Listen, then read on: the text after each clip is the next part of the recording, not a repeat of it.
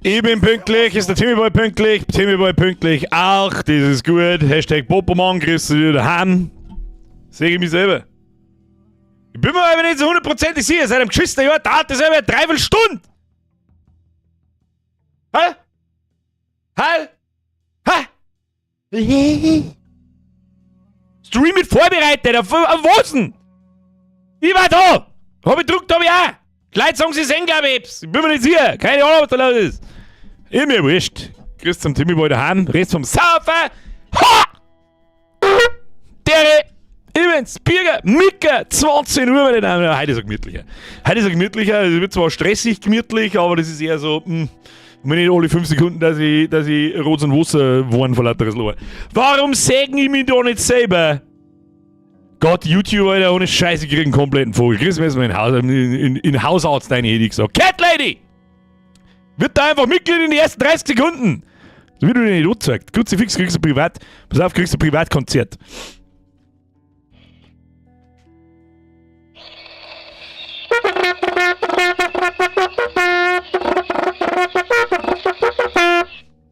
Merci für die Mitgliedschaft. Welcome to the squad. Ab in den Chat, habe ich die Cat Lady 90 wenn er mitmacht. Was ist denn Shell eigentlich so feiern oder was hier bei nicht? Grüß mal ins Aufein. Habe die Ehre an den oder die Adina. Ich glaube aber die Adina. Aber ich habe das glaube ich schon mal gefragt. Ich sage einfach das Adina. An den Axel, an den Wulfric. Wulfric, wissen wir noch nicht, wie schwer das muss sein. Das wissen wir das nächste Woche. Gell? Das muss nächsten Mittwoch, möchte ich einen Bericht haben. Wir müssen einen Vierer drauf stehen. Wulfric, wichtig. An den Leuchter von hinten, an den leg mir wahrscheinlich an den Nightbot. Da schon. Ja, an den Blutbleib, an den Einigen, an den Damals, an den Jolo Max, an den Forest Squad, an den Hausbau, an den Bazooka Joe. Und den Baumgarten, an den Crow mit an den Rike Miese, an den Steffi, an den YB, an den Rest der Mods, an den Balmano, an den Boris Florian, an die Farbdose, an den Rike Miese, den glaube ich haben wir schon gehört, so wurscht. Was haben wir da? Herr Bauer, merci für 75 Monate. Kuss auf die Nuss. Weißt du das eben? Der Kasper! Der Birger, der Plötze und ich home Frock und zwar wann Podcast wieder. Wir zu ihn a jeden an Döner, wir brauchen den Podcast wieder ganz dringend und sog bitte an Plötze des Way auf sei verschissens Handy schauen. Ich weiß nicht, wer der Plötze ist. Der Plötze ist mein Coder. Ich weiß, dass er kein Handy hat. Ich sage ihm plötzlich, dass er sich zurückschreiben soll, im Podcast wird es keinen mehr geben. Zumindest nicht den, den ihr kennt. Ja, Kasper, merci dir. So, aber schauen wir aus. Ich muss mal schnaufen. Warum ist so viel Schnaufen? Überhaupt nichts da. Ja, nichts da. Gut, das erklärt es vielleicht. Keine Ahnung. Der Wulfric schon wieder. Um Gottes Willen. Achtung. Dumme Scheiße in 3, nein, 1. Haut dritt! Kriegen wir hin, nächsten Mika. Aber... RRRT. Kriegen wir hin, nächsten Mega. Aber, warum gehen Fische zum Friseur? Weil sie Schuppen haben. XD.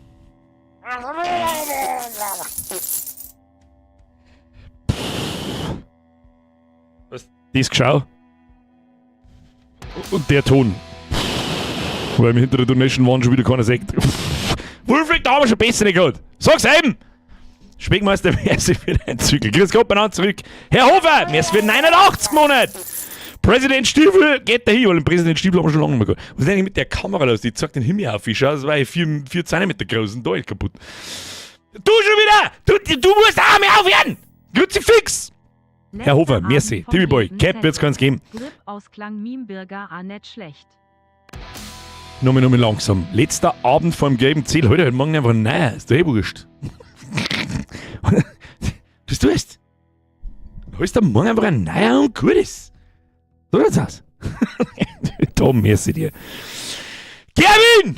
88 Monate. Gibt's eigentlich noch irgendeine Brut 80 Monate darin? Kruzifix. Grüße aus dem LKW. Heute mal aus München. War die letzte Zeit nur nachts unterwegs. Ich hab mir schon gedacht, wir haben schon lange kein Status-Update mehr gekriegt. Wahrscheinlich kurz irgendwann so mit, der Mann ist glaube ich in seinem LKW eingeschlafen und nie wieder aufgewacht oder so. Bin mir nicht 100% sicher. Mr. Nick, mehr als für 20 Monate. Servus beieinander. Ich wünsche euch einen schönen Stream. PS. It is Wednesday. Ne, das ist falsch geschrieben. Nicht my dears, das heißt my dudes. Oh, mehr.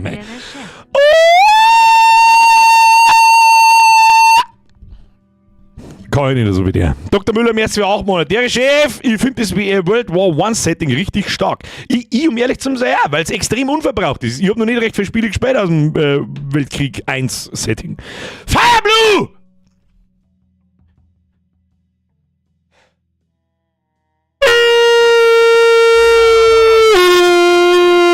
Ja, ich habe einfach der Julila ihr Donation übertrötet und Fire Blue ist schuld. Ich sag doch jetzt einfach nichts mehr dazu, weil ich glaube schon seit 3 Wochen sag, stop das Shit! Aber nächste Woche ist sowieso Schluss. Heute in der Woche ist der letzte Stream. So schaut's aus. Dann bin ich den ganzen August fort. So schaut's aus! Meine Damen und Herren. Herr Fireblue, ich weiß nicht, was ich sagen soll. Merci. Grüezi fix. Herr Marquez, merci für 33 Monate, haut tritt zurück. Bugel, merci für 64 Monate. Habe der Chef Chris aus die eigene für Event. Das heißt, du wärst ein Event oder hast du eine neue Wohnung oder hast du endlich eine Bude bauen und du kannst einziehen. Ich sage GZ. Toni! Merci für 74 Monate. Leider nur 74. Ja, scheiße aber auch. Grüezi fix ist nichts. Die lese ich nicht mehr vor. Stipper!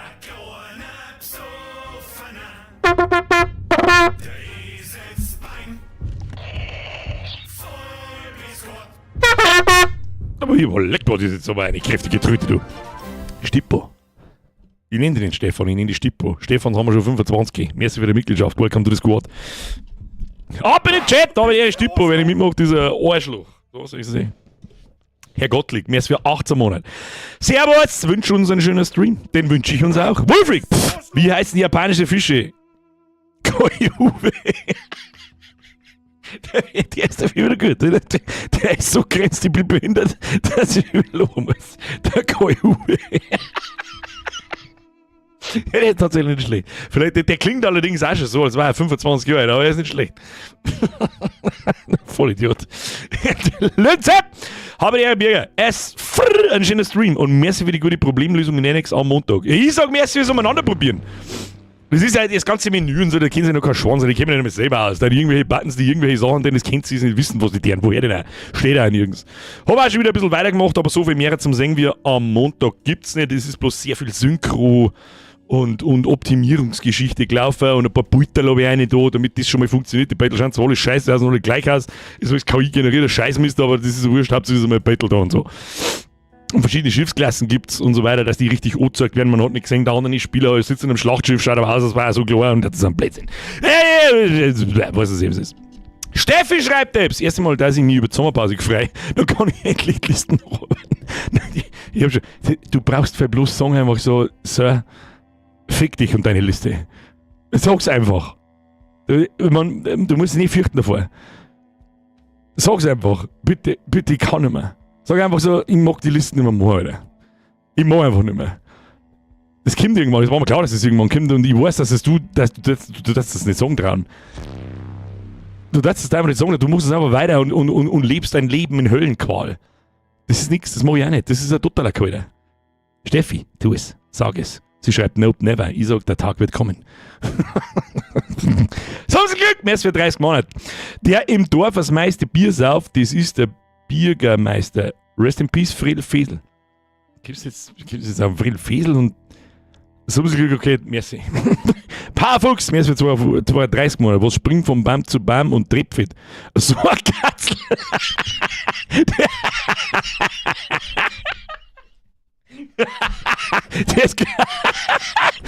Den habe ich noch nie gehört und ich kenne wirklich viele dummen Dinger wie so, ich bin behindert, ja, Flamongo und lauter so Scheiß.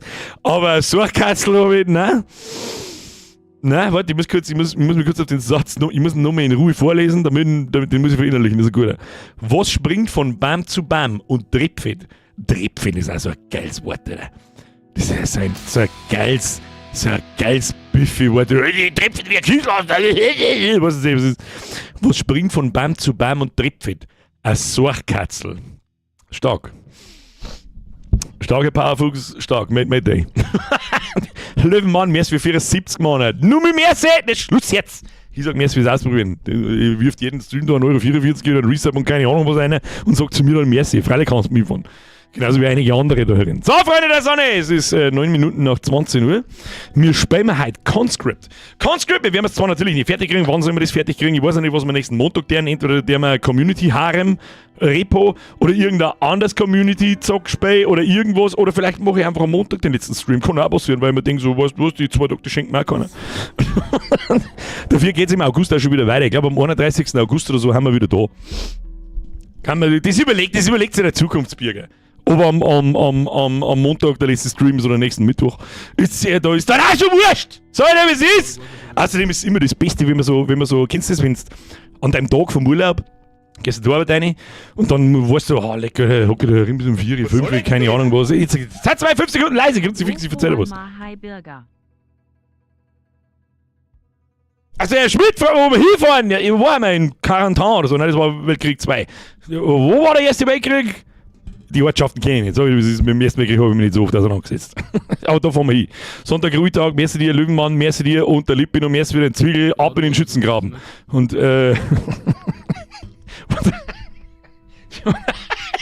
frag mich bitte nicht, warum mir das gerade in den Kopf gefahren ist, aber ich glaube, dass es wird keine Situation passieren, wann ich die E-Mails brauchen kann, deswegen muss ich es jetzt auch sagen, wo so, so am Schützengräben und deinem Mann gemeinsam.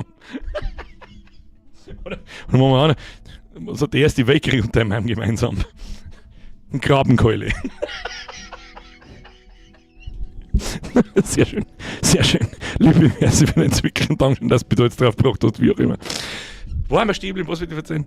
Ja, schau, ist früher Urlaub gewesen. Du stehst du überhaupt drin so, soll ich die Tage wieder, ich frage nichts mehr, was es ist. Vor allem nicht vor einem großen Urlaub. Und dann kreist du da so umeinander. Und dann habe ich jetzt einen Pro-Tipp. Pass auf, Pro-Tipp.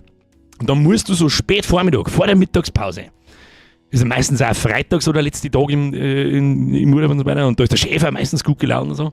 Und dann musst ganz gezielt so eine halbe Stunde vor der Mittagspause und immer vor dem Chef so ein bisschen umeinander schwanzeln. Immer da irgendwo in der Natten sein, irgendwas da, ein wenig geschafteln, weiß er schon. Und ihn dann immer so subtil wissen lassen, so mit, ja, heute, letzter Tag, so mit, ja, freu mich schon und bla bla bla.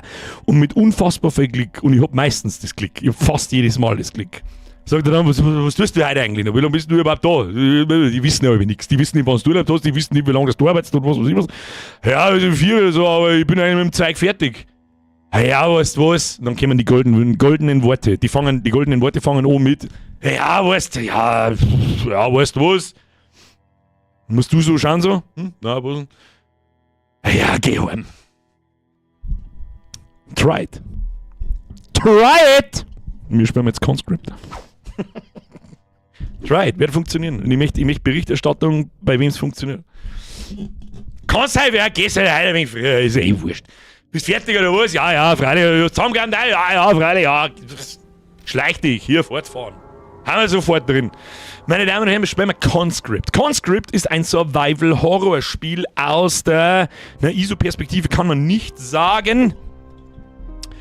Ja, wie Sie sehen Sie, es ist grafisch auch kein Meisterwerk, aber irgendwo auch schon, weil mit so einer wirklich großen Pixel-Grafik so viel Atmosphäre zu erschaffen, ist nicht ganz einfach, meine Damen und Herren. Schauen wir mal, was wir haben. Wir haben eine goldene Pistolen. Was ist denn da jetzt wieder? Kasper, ich habe einen Gerl von Plötzig, Mann. Ach so! Ja, ich habe auch schon lange nicht mehr gesehen. Ich kann es wirklich einmal schon sagen, der soll mal auf sein geschissen Handy schauen. Was ist denn mit dem? Der Arkanda schreibt, oft nur probiert, ich habe eine Chefin, die kann nichts außer Zwirrschauen. Ja. Ich habe noch nie eine Chefin gehabt. Doch, es ist so halb, aber die war cool. Ich hab manchmal sogar noch am angerufen und gesagt, kannst gleich daheim bleiben. Was haben wir alles? Ich muss gucken. Wir haben ein Schwert anscheinend. Das ist, okay, auf einen haben wir Pistolen. Das da, nein, nicht benutzen, wegwerfen, untersuchen. Nein, ich möchte einfach, was ist das da? Pistolenpatron, die können wir brauchen. Was kann ich das da nicht deselektieren? Was ist denn das für Kaster? Feuerzeug, das war das letzte, was wir gehabt haben. Da müssen wir den Generator wieder anzünden oder irgendein Scheiß, war da? Und da haben wir Benzin. Benzin haben wir auch und ein Messer. Zustand ist gesund. Da schauen wir alles ganz gut aus. Mein Tagebuch, Brief nach Hause, da haben wir einen Haufen Sachen gefunden. Und es war sehr bedrückend, dieses Spiel. Das weiß ich auch noch. Ich weiß noch, jetzt passen wir beobachtet, wo haben wir ihn angefahren? Wir haben auch schon voll umeinander. Schaut euch das an. Wahnsinn! So, ich glaube, jetzt passen wir beobachtet, wo war denn da unser Startpunkt? Das da, glaube ich, war unser Startpunkt. Da der Zugang zu den Unterkünften. Und dann haben wir da nach rechts was freigeschalten, das weiß ich noch. Da hinten, da haben wir dann, glaube ich, das Feuerzeug gefunden. Und da haben wir nicht mehr weitergegangen nach rechts. Da so, den Kommunikationsgraben Ost. Und da in dem abgeschiedenen Zimmer, glaube ich, ist eine Treppe nach unten gegangen. Zu irgendwie Untergrundminen, und da herum weiß ich nicht mehr, ob wir waren. Tür entriegelt. Kann ich da irgendwie herklicken? Nö. Was ist das da? Genau, das ist dieser Gasttransport, Gasttransport, habe ich letztes Mal, glaube ich, schon gelesen. Gastransport, natürlich, du Vollidiot. So, die Frage ist, wo wir hingingen. Brauchen wir das Benzin? Braucht man das Feuerzeug? Ich glaube nicht. Das heißt, wir gehen jetzt erst einmal da rein, der wir mal Feuerzeug weg, Benzin weg. Was haben wir da alles? Ein Graben, Schaufel, Drahtschneider, da haben wir eine Hälfte vom Drahtschneider, Gewehrpatronen, Schießpulver, da kann man Zeug craften, Stoff und Verbände. Verbände haben wir bloß einen dabei, gell? Und das speist ziemlich zack. So, ja gleich schon. Dynamit haben wir, das merkt man uns einmal so grob. Chemikalien ist zum Craften, glaube ich, Feuerzeug, leer, Benzin, Drahtschneider, passt. So, wir nehmen mit den zweiten Verband nehmen wir noch mit. Space, zack, kriegst du nicht aufs Auge, dann bist du wieder im Eimer. So, was ist das da? Tragt nur, was wirklich nötig ist, hebt eure Ausrüstung für den Sieg auf. Ja, natürlich, für was auch sonst. Und dann schauen wir noch schnell, wo gehen wir hin? Möp! So, da herunten war zu. Die Trümmer muss man mit der Artillerie freibomben. Wie weit haben wir Mittag gelaufen? Kann man eigentlich oben rundherum laufen? Und dann da ich hier mal sagen, was, gehen wir straight in den Horror hinein. Gehen wir ins abgeschiedene Zimmer. Was ist eigentlich das da? Leiter runter. Na, da war die Leiter runter. Die ist sogar eingezeichnet. Da geht's nach unten. Was ist das da? Tür entriegelt. Waren wir da schon? Da waren wir noch nicht. Dann schauen wir uns erst die Tür an. Da kann nur irgendein Raum sein mit irgendeinem Loot oder irgendein Scheiß. Und dann gehen wir runter. Das heißt, wir gehen raus, auf, da haben wir eigentlich alle gekillt, da ist keiner mehr und dann nach rechts das filmt man schon! Bei der Messe hast du die Tür noch rechts unten, wo du noch was machen kannst. Herr Yoshimitsu, hast du da schon wieder aufgepasst, dass es ganz aus ist? Bei der Messe. Was für eine bei der Messe? Du meinst die Tür, die ich gerade quasi erwähnt habe. Deswegen habe ich so lange gebraucht, bis ich kapiere, was du meinst. Haben wir es schon! Gut. Los geht's. Raus. Jetzt muss ich jetzt mal schauen, also so schießt man, ja. So, und hat man aufgezogen und dann so, ja. Und auf Leerzeichen. Nein! Nein! Auf Leertaste ist Rollen. Ausweichrolle! Folgenrolle! So. Da können wir nicht durch jetzt geheißen, gell? Ich finde cool, dass die Leichen sogar nach dem Laden noch stehen bleiben. Link. Oh, was war da? Da Maus, da gehen wir da. Trottel. Wird schon keiner kommen. Wir müssen ein bisschen Ausdauer sparen. Oh, was haben wir da? Zigaretten! Die nehmen wir mit. Geraucht haben wir im Krieg noch alle dabei. Haben wir da eigenen Loot bei denen da? Nein, haben wir nichts vergessen. Gehen wir da runter.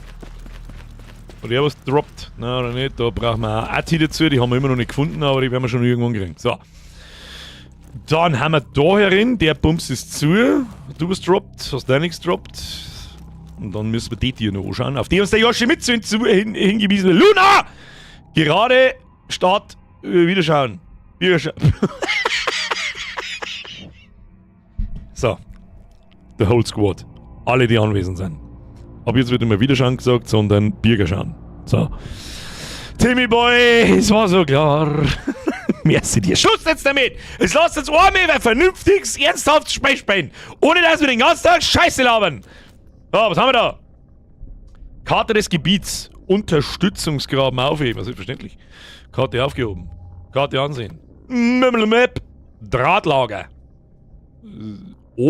Oh, da sieht man vorab dann ein bisschen die Räume. Ja, das ist cool gemacht. Das ist, glaube ich, auch genau der richtige Zeitpunkt, um das zu machen, damit man vorher ein bisschen eine Deckung hat und damit man merkt, was da los ist. Da waren wir auch noch nicht drin. Schau hier. In der rechten Tür im Transporttunnel, da waren wir auch noch nicht drin. Ja, einfach ignoriert. Ich meine, da kommt man nicht vorbei. Mein behinderten Augen hat mir gesagt zu mir, da ist zu. Na, da ist nicht zu. Ja, da ist schon zu. So, Drahtlager. Was findet man im Drahtlager? Die hat man zusammenhauen können, gell? Liegen wieder Zigaretten drin. Was da denn sonst drin liegen? Haben wir da noch... Au! Au! What? Versiegelt. Ist da nicht hinten nur Draht drin? Ah, ich bin in den scheiß Draht gelaufen. Der hat Autschen gemacht. Autschen? Kisten voller Stachel dran. Ja, was soll ich denn da reden? Was gibt's den Raum dann? Ah, lauf nicht noch mehr rein. Nicht noch mehr. Was ist das? Secret Door. Was haben wir da? Das Holz sieht sehr brüchig aus. Ja, dann haben wir es zu. Ah! Ah! Oh, was haben wir da? Was mich ran? Zigaretten. Was ist das? Drahtspule! Für was waren die Drahtspule gleich wieder? Da hat's in die Schützengräben hat's irgendwo so Löcher gegeben, wo Gegner rauskommen können, glaube ich, und dann kommen wir so einen Draht hin. Ich bin mir auch nicht sicher, nehmen wir nochmal mit. Da, was siehst du damit? Da irgendwas ist sonst drin. Hallo? Hallo, hallo? Nö. Was haben wir da?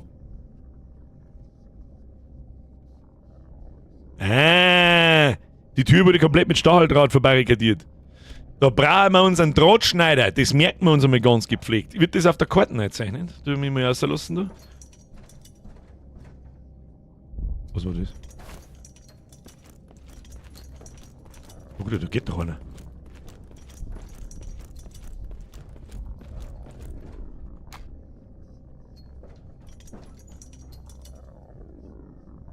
Das ist jetzt nicht bloß ich, oder?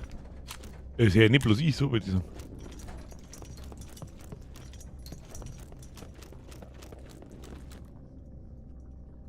Wieso bewegt sie da um was? Psst.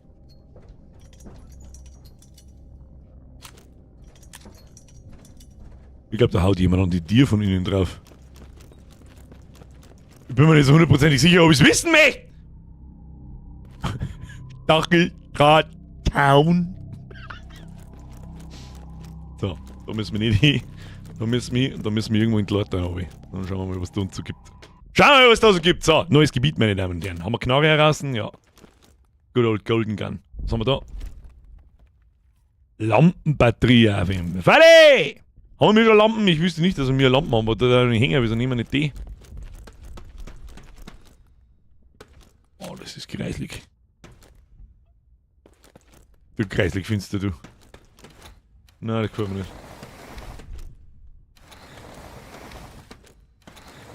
Nein, ich mag nicht erschreckt, wenn jetzt ins. Okay, da können wir es zusammenhauen. That's what she said! Sollte man da vielleicht erst runtergehen, wenn wir Lampen haben? Ich bin mir nicht sicher, das werden wir wahrscheinlich gerade gleich die Hardware herausfinden. So wie zumindest das Gefühl. So, kann man da nach oben irgendwas zusammenhauen? Nein. Na gut, gehen wir wieder zurück. Oh ja, auf alle Fälle Austauschspuren. Wichtig. Was denn jetzt geht's da? So. Ja, Lampen war schon nicht so. Ist da unten Gas? Ist das Gas da? Da muss ich nicht sein. Knallerbsenstrauch. Das waren noch Zeiten, Kinder. Das waren noch Zeiten. Da haben wir da erinnern, allerdings keine Kinder mehr übrig haben. Wissen wahrscheinlich alle, wovon ich spreche, wenn wir vom Maschendrahtzaun sprechen. So, das ist ja wieder die allerbeste Karten, die ich jemals in meinem Leben da irgendwo gesehen habe. Wir kommen da rein und dann haben. Ich verstehe es nicht, wo sind wir? Warte mal, machen wir so. Wir haben genau da. Nein, das macht überhaupt keinen Sinn. Gehen wir nochmal da rauf, nochmal Karten einschalten. Jo, wir sind wir schon. Wir sind so rechts unter der Mitte da. Da haben wir, dann können wir da oben. Mehrere gibt es da anscheinend noch nicht. Na gut, da müssen wir wieder gehen. Stahldrahtzaun in the morning.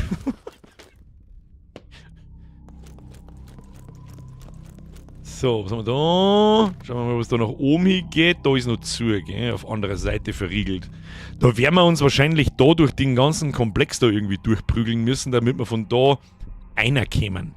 Dann hätte ich einmal vorgeschlagen, wir gehen mal wieder da in Richtung Sprengstofflager. Und dann einmal da, wo wir nicht weitergekommen sind und wo eigentlich nur ein Raum gewesen wäre. Nämlich da herum und dann geht es nämlich dort durch diesen Kommunikationsgraben. Dann hat 3 Tieren und die schauen wir uns an. Die schauen wir uns an, das sagt der Ive. So. Ja, ich glaube, ich bin einigermaßen richtig. Glaube ich schon. Und da draußen wieder Basi. Wo müssen wir genau hin? Wir haben jetzt da außen rechts. Grundsätzlich hauptsächlich rechts. Ja, das kriegen wir hin. Das kriegen wir hin. Da draußen, glaube ich, geht noch einer umeinander. Bin mir aber nicht sicher. Da war Artillerie.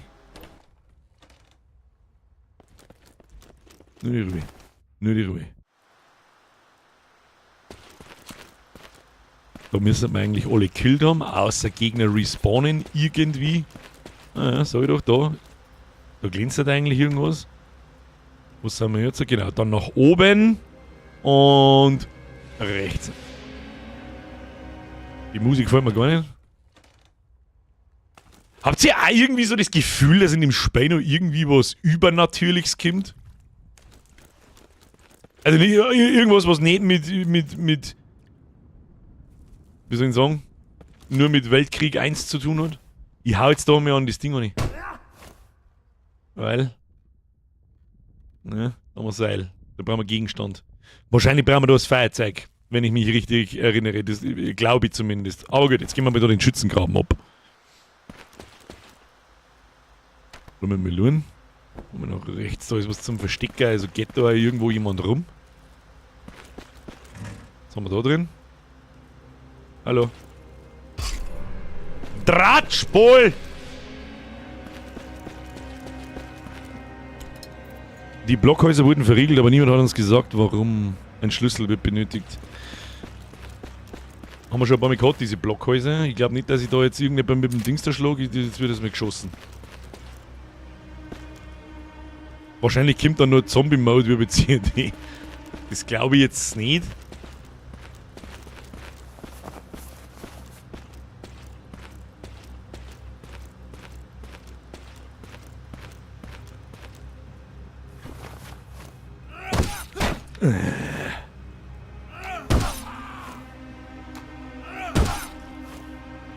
Ich wollte das schlagen von hinten, aber da hat sie so schnell umdreht.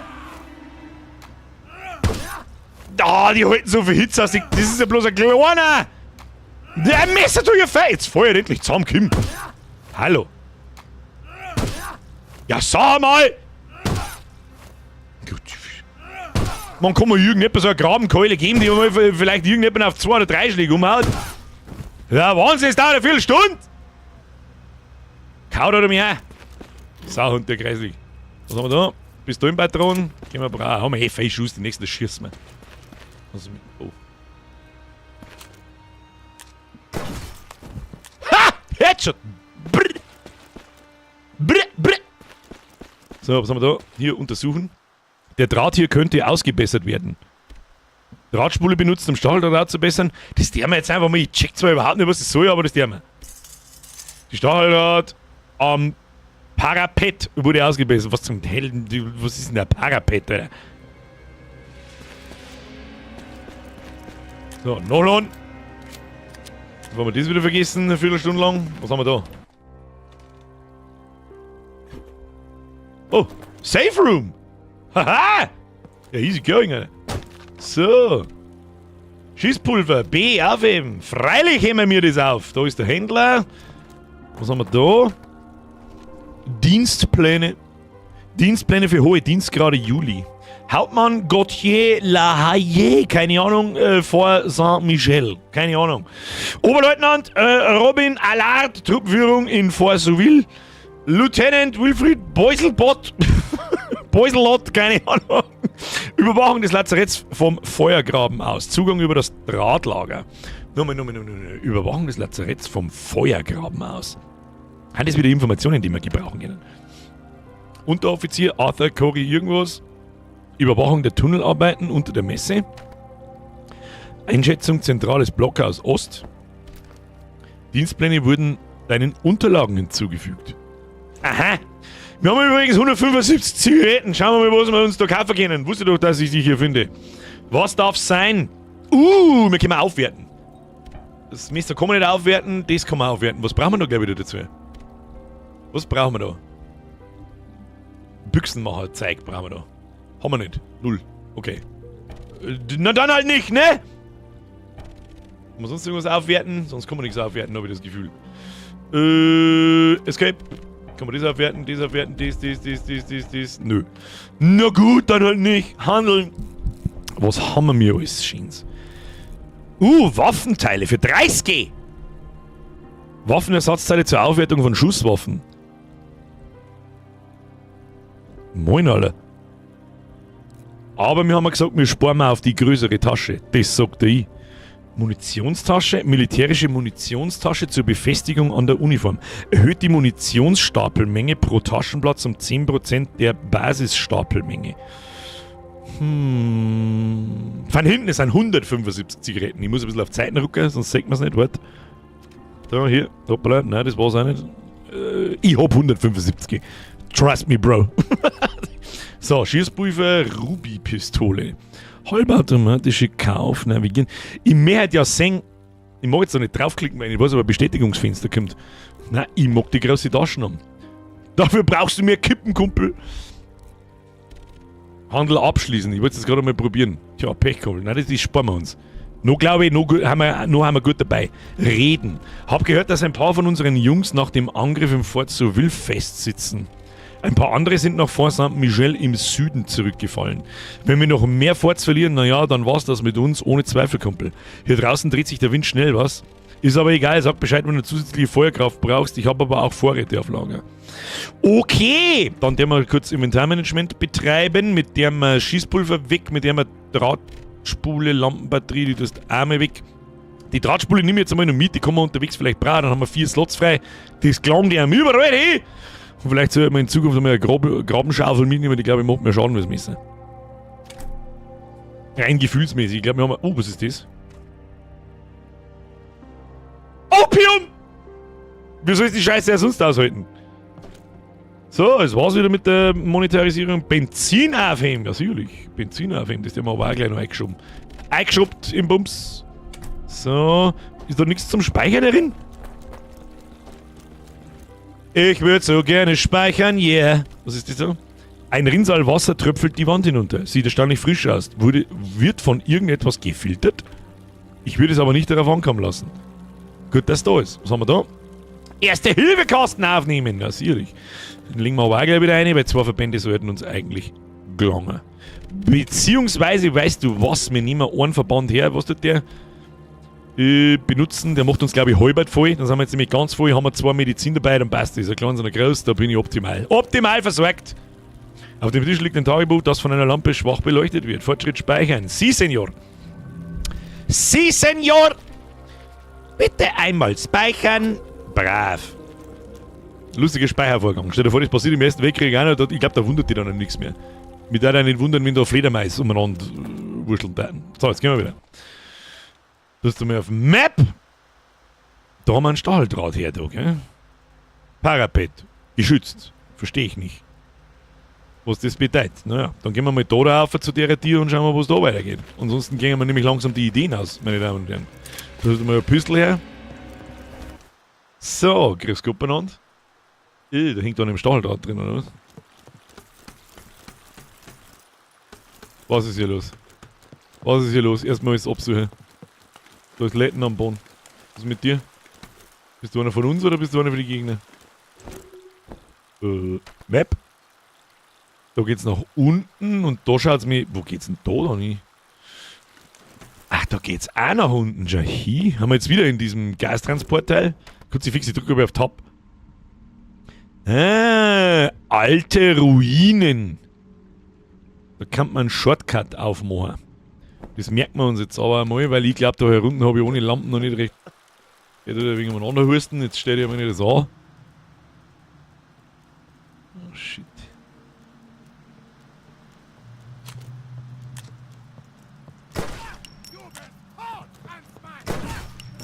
Du bist tot, Franzmann, sagt er das, glaube ich nicht. Da man hast du ja ein wenig verdroht. Ach, du schon wieder. Headshot! Haha! Hört's aber. Nehmen wir es gar nicht mehr genau, oder was? Was haben wir da? Block. Ach, das sind wieder die Blockhäuser. Okay. Hätten wir uns verstecken können, aber wie soll ich mich da verstecken? Oder kommt da noch einer, möchte ich sagen. Ist das auch wieder ein Blockhaus? Ja. Verdammte Blockhäusel. Tu mich, wir brauchen aus da. Sonst ist da nichts, oder was? Sonst gibt's da nichts. Nicht eine Kisten, nicht irgendein Durchgang. Unterstützungsgraben Ost. Na, jetzt können wir dann da in das Gebiet. Bin gespannt, was das für ein großer Raum ist da links. Ich glaube, wenn du Tetris einmal spielst, dann gibt's von YouTube auch einmal ein Geld. Das selbst bei Tetris rutschen mir wahrscheinlich mehrere schlimme Wörter außer als da. Bis dahin, Patron! Was haben wir wieder Stockfenster da drin? Grill C fix. Was ist denn das? Übungstunnel. Überwachungstunnel. Was soll ich irgendwie auffiegen, weißt du? Ich sehe einen Scheißdreck mit dem Ding. Lass mich raten, kippen. Jawohl. Alle kippen zu mir. Bin professioneller Actionraucher. Und Ton möchte ich hören. Zigarette. 183 haben wir. Quelle, trust me, Bro. Aber da. Benzinlager. Hochentzündlich. Wir da nicht einmal mit dem Fahrzeug einliedern sollten. Die Tür lässt sich nicht öffnen. Das ist ein ziemlich primitives Schloss. Ein Dietrich wäre hilfreich. So einen haben wir, glaube ich, noch gar nicht gefunden. Du hast die Tür entriegelt. Jetzt haben wir aber irgendwo, wo wir schon mal waren. Dann haben wir den Shortcut freigeschaltet. Dann kommt man da so vorbei. Da oben müssen wir rein, wenn wir da, den großen Raum habe ich eigentlich gemeint, den habe ich nicht gesehen, dass man noch nicht hinkommt. So, wo dann hin? Dann werden wir wohl doch da irgendwie Leiter runter müssen, weil recht viele Optionen haben wir nimmer.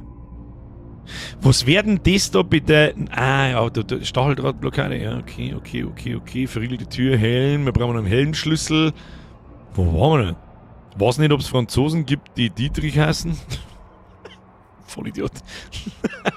Wahrscheinlich eher nicht. So, wo haben wir jetzt? Wir haben jetzt da. Wir könnten eigentlich jetzt auch nochmal da in der Raum ist wichtig. Hernach liegt da die anderen Hälften von der Draht-Dingsbums drin oder sonst was. Den habe ich so lange übersehen. Jetzt müssen wir nochmal links oben da rundrum. Und da, aber da haben wir untenrum schneller.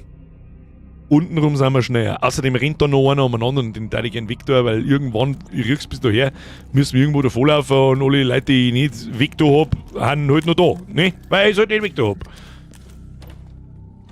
Gehen wir einmal dann raus. Ja. Und dann noch links. Nur damit nichts passiert.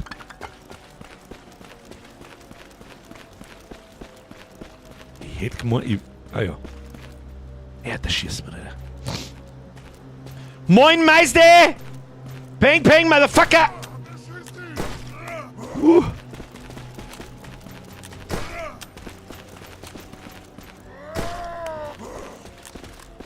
Du, ich lade mal nach dabei schnell, gell? Lass dir ein wenig Zeit. Bist du auch schon wieder aus Gusseisen, du Arschloch? Jetzt halt. Jetzt halt. Und dann droppt er nicht einmal was! Das ist noch was ich noch nicht so ganz erörtern konnte, wann zur Hölle meine Waffen jetzt da einmal einen Damage machen und wann nicht. So, hier links noch eins. Da rein. So, moin. Moin, Diggi. Ich glaub, das war die Tür. Da hat gerade Pfiffe. Ist schon. Taube, tatsächlich, das war kein das war Taube. Bier, du Trottel. Tauboga! Da liegt es auch noch umeinander. Da besser? Haben wir jetzt. Waffenreinigungsset aufheben. Ja. Was kann das? Was kann es? Was tut es? Untersuchen. Ein Beutel mit Werkzeugen zur Reinigung verschmutzter Schusswaffen. Enthält Schmiermittel, Stoff und einen Putzstock. Haben Waffen eine Haltbarkeit? Haben Waffen eine Haltbarkeit? Ich seh nix. Seh nix davon. Eruieren heißt das, zu fix. Der schaut ein Reingeisinger, Alter. Kommt der mit einem Vokabular und sagt, das sagt, meine Ohrwäschel, die hören nicht recht. Notfall! Notfall! Sie haben das vor und beschießen unsere Unterstützungsgräben mit schwerer Artillerie. Viele verwundete Evakuierung unmöglich. Wir sind am Ende. Schickt um Himmels Willen Hilfe. Tja, so ist das, wenn die nächste Generation noch 8 Monate braucht, bis soweit ist, dass in den Krieg gehen darf. Etwa ein halbes Dutzend Brieftauben kauen sich in der Ecke des Käfigs zusammen. Ja, los halt aus dann. Oder? Da ist ganz klar eine Feder zu sehen. Was ist denn das so? Da, Gurgur. Ich muss auch Hilfe schicken, aber der Käfig ist verriegelt. Schießt halt auf dann. Goldene Maus benutzen. Nee, kann ja nicht benutzt werden. Messer kann ja nicht benutzt werden. Jetzt brauchen wir da wieder einen anderen Schlüssel. Warum da herunten? Pass auf, da glänzt was. Das macht mein Gamer-Hirn macht das kaputt, wenn ich das nicht anklicken kann. Die Feder ist wahrlich mächtiger als das Schwert. Ja, Herr Oberlandler. Jetzt werden aber hier die Philosophies gedroppt. Was ist denn jetzt kaputt? Gibt's jetzt da herin sonst nichts? Ja, wahrscheinlich wieder Zigaretten. Oder? Lass mich ran. Nein, bist du im Patron, ausnahmsweise mal. So, haben wir da noch irgendwas? Ja. Das Töten oder Versehren von Brieftauben wird mit 6 Monaten Haft oder einer hohen Geldstrafe geahndet. Und das 1916, 17. Das war fortschrittlich. Wir möchten Sie daran erinnern, dass Brieftauben eine wichtige Aufgabe für unsere Regierung und das Kriegsbemühen erfüllen. Ich wusste es da wieder, was nicht stimmt. So, gut, hier, Briefblumen. Was sagt denn da? Taubenschlag. Ist das schon, oder Tauben, ist es eine Taube? Das schaut ja nach Taube aus. Brauchen wir einen Tauben oder einen Federschlüssel? Ja, ist ja quasi ein Verstoß gegen das Postgesetz. Das stimmt, das wird auch staatlich geregelt. Da gehörst du ja gleich mal, egal was staatlich geregelt ist, wenn du dagegen verstößt, gehörst du erst einmal 8 Monate eingesperrt. Und dann gehört erst einmal nachgefragt, was überhaupt passiert ist. Schau dir her mal. Geiler Typ, oder? Das ist mit Sicherheit schon da. Und er hat sich gefreut, dass er seine zwei Tauboga da mitnehmen kann. So, der Scheißraum hilft uns also auch nicht weiter. Wohin? Wo waren wir noch nicht? Da herum? Dieses Ding, Leiter runter. Sonst kommen wir nirgends rein. Das ist der einzige Weg. Außer ich hab wirklich in irgendeinem Scheißraum irgendwo ein Item übersehen. Und ich hab mir eigentlich schon gedacht, ich hab alles relativ gut durchsucht. Der Huber schreibt, das ist eingeführt worden, weil sie angefangen haben, die Tauben zu essen.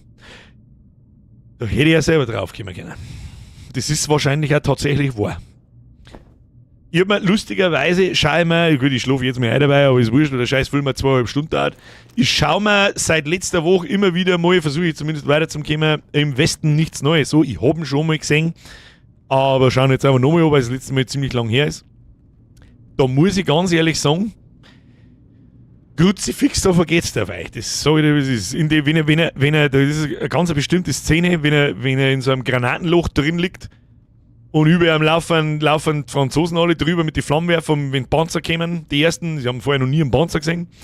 Und dann liegt er so halber in dem Wasser drin und hält sich halt stark. Und gegenüber von der Wasserlucke liegt ein Franzose und er gespannt, dass er ihm sägt und er ihm sägt. Und dann gehen sie aufeinander los und dann sticht er ab und dann liegt der Franzose da und blüht und röchelt und stirbt nicht. Dann packt er ein Handvoll Dreck und stopft sie ihm ins Maul. Und möchte, dass er halt stirbt und er stirbt nicht und dann geht er davon. Und dann geht er halt davon, bricht halt zusammen und ist total fertig. Der Franzose stirbt immer noch nicht und röchelt umeinander. Ich hab mir gedacht, Alter, dann dreht er völlig durch, geht zu ihm wieder hin, dann zieht er Verbände aus und versucht dann zum helfen und dann stirbt er. Alter, die Scheiße nicht dauert gleich 10 Minuten. Das ist pure Folter. So. Wir kommen da rein. Da ist noch ein Deal. Aber ich bin mir nicht sicher, da müssen wir von einer Seite hinkommen, oder? Entweder von links, da glaube ich haben wir aber die Artillerietrümmer dort. Und wenn wir von rechts hingehen, kann man dann da in die Tür kommen. Trümmertür. Vor allem, wenn die Federn in einer Mauser C96 eingebaut ist. Was? Das ist im Buch noch viel erschreckender. Klare Leseempfehlung. Muss ich mal wieder ein Bierchen für den Urlaub kaufen. Aber ist unangenehm, ist schon gescheit unangenehm. Es gibt in Soldat James Ryan gibt's auch ein paar sehr unangenehme Szenen. Ich sag bloß, Mama. Das ist auch, zage Scheiße. Disgusting. Und danke vor allem. So, wo müssen wir hin? Ich sag das, was ist, ich weiß nicht, wo wir hin müssen. Wir haben jetzt in dem alten Transporttunnel, oder was? Weil der blinkt. Das ist richtig, ja, da haben wir gerade rausgekommen. Was wir mal da kannten ist, da aufgehen nochmal. Fahrt zu Will. Wir müssen irgendwie die Artillerie finden, oder? Klassische Situation auf dem Grundschulpausenhof.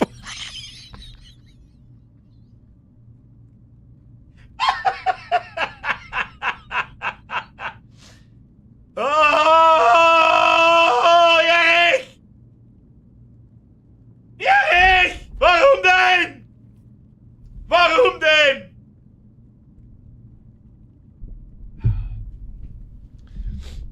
Kann überhaupt nicht sein, auf der Grundschule, in der Grundschule ist eine Messerverbotszone. Das kann überhaupt nicht sein. Nazi, Schwurbler, weiß ich nicht, hier irgendeinen Idiotenbegriff einfügen. So, gehen wir mal nochmal nach links oben. Ich glaube, das ist unser Startzone. Kann das sein? Warte, muss ich oben mal. Das ist unsere Startzone, wo wir hergekommen sind, ursprünglich, glaube ich. Aber ich schaue lieber nochmal nach. Aber interessant, dass es nicht so offensichtlich ist, wie in jedem anderen Spiel ist schon 5.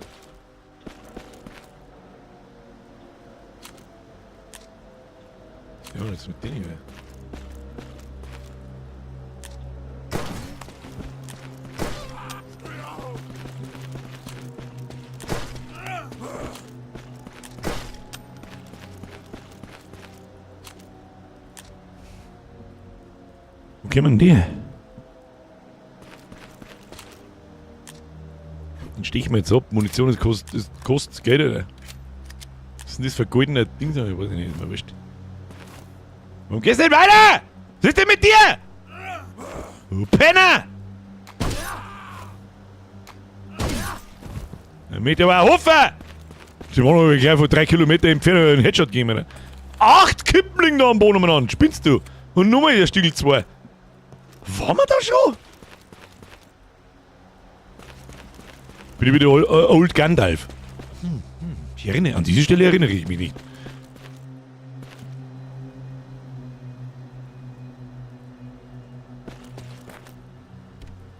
Sein Bein fehlt. Toll, danke! Was fällt dem? Eine seiner Schläfen sieht aus, als hätte jemand mit einer Schaufel auf ihn eingeschlagen. Das ist, also, das musst du dir mal vorstellen. Die schicken die in der größten Drecksletten nach Monaten. Du bist nur nass die ganze Zeit. Die friert wahrscheinlich wie eine Sau. Du hast Hunger wie Sau. Und dann kommt irgendein Affentyp, pfeift in sein Pfeiferl rein und dann sollst du offen übers Niemandsland rennen mit, weiß ich nicht, 200 von deinen Kameraden und besten Freunden, mit denen du aufgewachsen bist, und sollst ins offene MG-Feuer einrennen. Aber wenn du das dann irgendwann vielleicht einmal schaffst, dass du beim Gegner seine Trenches ankommst, in seine was ist das deutsche Wort dafür? Schützengraben, einkommst, dann wirst du mit einem Bajonett erstochen, Alter. Und wenn's irgendwie dein Gewehr verloren hast unterwegs, dann wird die Feldschaufel ausgepackt und der andere mit der Schaufel erschlungen, Alter. Was ist denn da eigentlich los gewesen? Warum hat nur keiner mehr gesagt, jetzt chill mal. Chill mal. Was ist denn eigentlich los gewesen mit uns vor 100 Jahren? So, betreten. Waren wir da schon? Ach, das ist... Ah! Au! Steht er mal! Kannst du voll aus, du Trottel! Sticht der an? Der kickt mir einfach!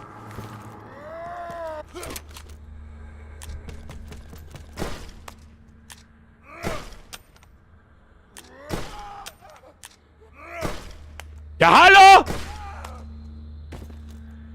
Fix! Wenigstens. Er hat 3 Zigaretten gehabt und so hat er ausgeschaut.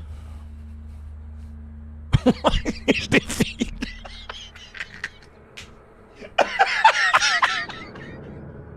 Was ist denn heute los? Obwohl es mit der Schaufel eigentlich nicht zählt.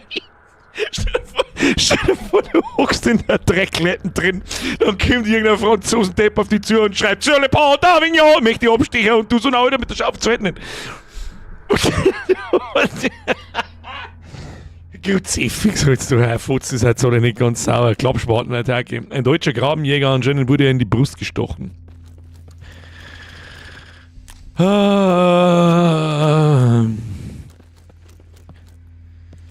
haben wir jetzt da sonst irgendwas? Gehen wir da mal lang. Warum haben denn da auf einmal jetzt wieder Gegner? Da waren wir definitiv schon.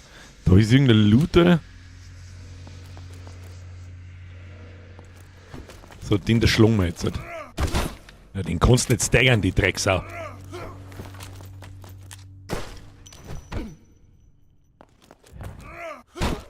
Fuck off.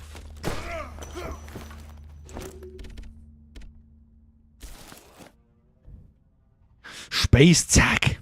Haben wir letztes Mal schon gehabt.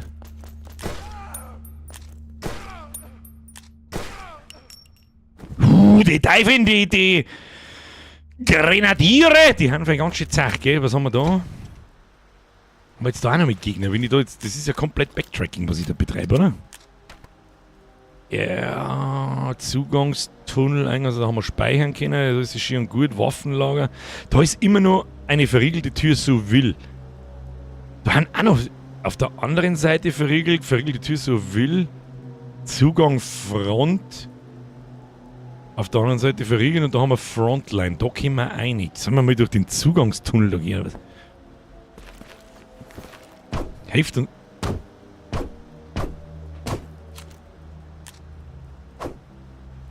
Habe ich gerade rausgefunden. Auf I kann man einfach zuhauen.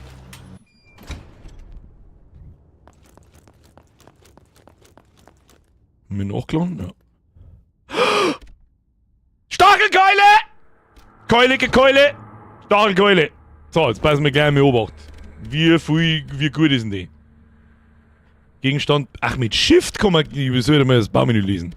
So, Inventarmanagement, wichtig. So, hier Utility, das der wir daher, das der wir daher, das der wir daher. Da haben wir hier alle unsere Waffen. Das da, was war das für ein Waffenreinigungsset? So, wie man nicht ganz verstanden, was das ist, aber das kann man schon herausfinden. Die Franzosen haben keine Grenadiere gehabt, sondern Gratiniere. In dem Spiel sind wir Franzose. Wir kämpfen gegen die Deutschen. Es ist unterstetig und erzähl mal eine Geschichte vielleicht aus der deutschen Sicht in irgendeinem, egal was für einem Krieg. Unterstetig, du super Nazi-Schwurbler-Depp. Weißt du, was es ist? So, die Frage ist jetzt, warum da auf einmal jetzt der Loot umeinander liegt und da Leute sind und so. Hat man nicht irgendwie Waffen untersuchen? Schaden 1,4. Das Messer 0,2! Da kannst du geil liegen lassen! Der Fridolin schon wieder! Hast du wieder eine Donate und ich hab's wieder aufgepasst, oder was? Du sagst mir, dass ich am Spenden bin, was los mit dir? Der Geilbiff ist eben auch. Parapet oder Brüstung genannt ist eine Schutzwand im Rüstungsbau auf Brusthöhe aus Stor oder Holz, zum Beispiel Burgzinnen, Emporen oder Kanzeln. Jetzt besten muss man nur mehr erklären, was Kanzeln sind. Weiß ich nicht, was das ist. Emporen kann ich mir einigermaßen zusammenreimen, was das ist. Und Burgzinnen weiß ich natürlich. Eine Brüstung. Da schau hin. Fridolin! Grüß dich Zigeuner, sorry I'm late. Optimier nur mein Bus. Gibt's da zum Optimieren oder für Rall und fahren mal brumm, dann wird's schon passen. Aber jetzt bin ich da. Kann losgehen. Viel Spaß, du Dübi. Nudelwege. Merci dir. Schluss jetzt. Und für dich, das hab ich jetzt hier. Oh, komm, hör mir auf, du. Ja, dann rein mit der Keule, hätte ich gesagt gehabt. Oder? Hier, zubeißen. Taste, nehmen wir 3. Hier, Keule. Bonk. Oh, kommen wir da mit zu an. Hätte ich gesagt. Nicht mechanisch, Ausrüstung, Junge. Hä? Ja, für das du die. Ich verstehe kein Wort. Sie reden in Rätseln. Fridolin mit IE und U. Sie sprechen in Rätseln. So, wir müssen eigentlich rechts und dann auffängen. Sieht man da was für einen Schlüssel? Das haben wir schon gesehen, gell? Das ist verriegelt. Verriegelt! Mit dem Snickers. Was haben wir da? Wieso liegt denn jetzt da auf mit Benzin? Ja, nimm mich mit. Das waren wir doch da schon. Ein Generator, der nur mit Benzin läuft. Scheint mit der Beleuchtung in diesem Bereich verkabelt zu sein. Der Tank ist komplett leer. Die maximale Kapazität beträgt 8 Benzinkanister. Mit vollem Tank sollte das Ding die ganze Nacht laufen. Ich habe nicht genug Benzin, um den Tank zu füllen. Was bringt uns das? Müssen wir unterwegs sein. Mittlerweile haben wir schon viel Benzin gefunden. Ich glaube, ich weiß nicht, wie viel das wir haben. 6 oder 8. Ich erinnere mich an den Generator schon noch. Aber Tür entriegelt. Jetzt gehen wir da noch mal weiter, wenn da auf einmal anderen Loot umeinander liegt. Anderen Seite verriegelt. Es bringt aber Licht wahrscheinlich einfach. Ja, das Ding mal wieder gut. Ja, da weiß ich noch, dass man, da wollte man nicht sein. Nein, da wollte man nicht sein.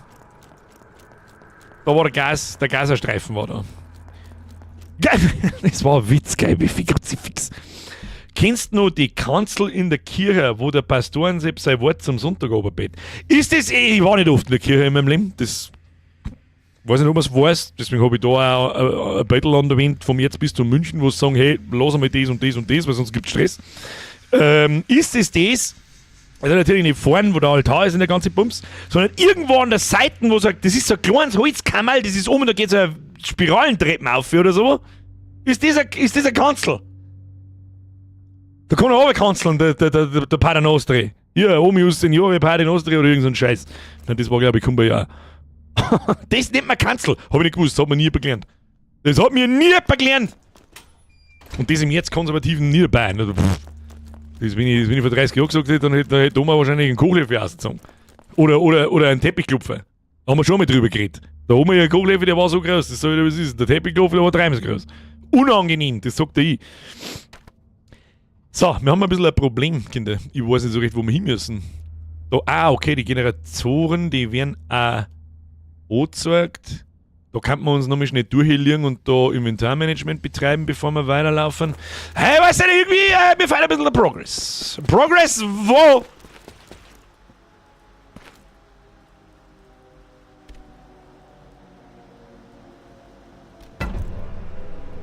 Das ist wahrscheinlich also eine Granaten für... Was hängt denn da? Was hängt denn da? Eigentlich mag ich gar nicht wissen, was da hängt! Das ist verriegelt, oder? Nein, ist nicht verriegelt. Da Gas herin. Einen Schritt weiter dann. Weiß ich nicht. So, hier, Kiste. Jetzt müssen wir noch mal schauen, was wir da mir alles haben. Benzin. Benzin rüber. Waffenputz rüber. Das Ding rüber. Granate haben wir bloß eine. Wir haben so viel Zeug schon gefunden, aber es hilft uns nichts weiter. Da, hier, Drahtschneider, Hälfte. Das hilft uns auch nichts weiter.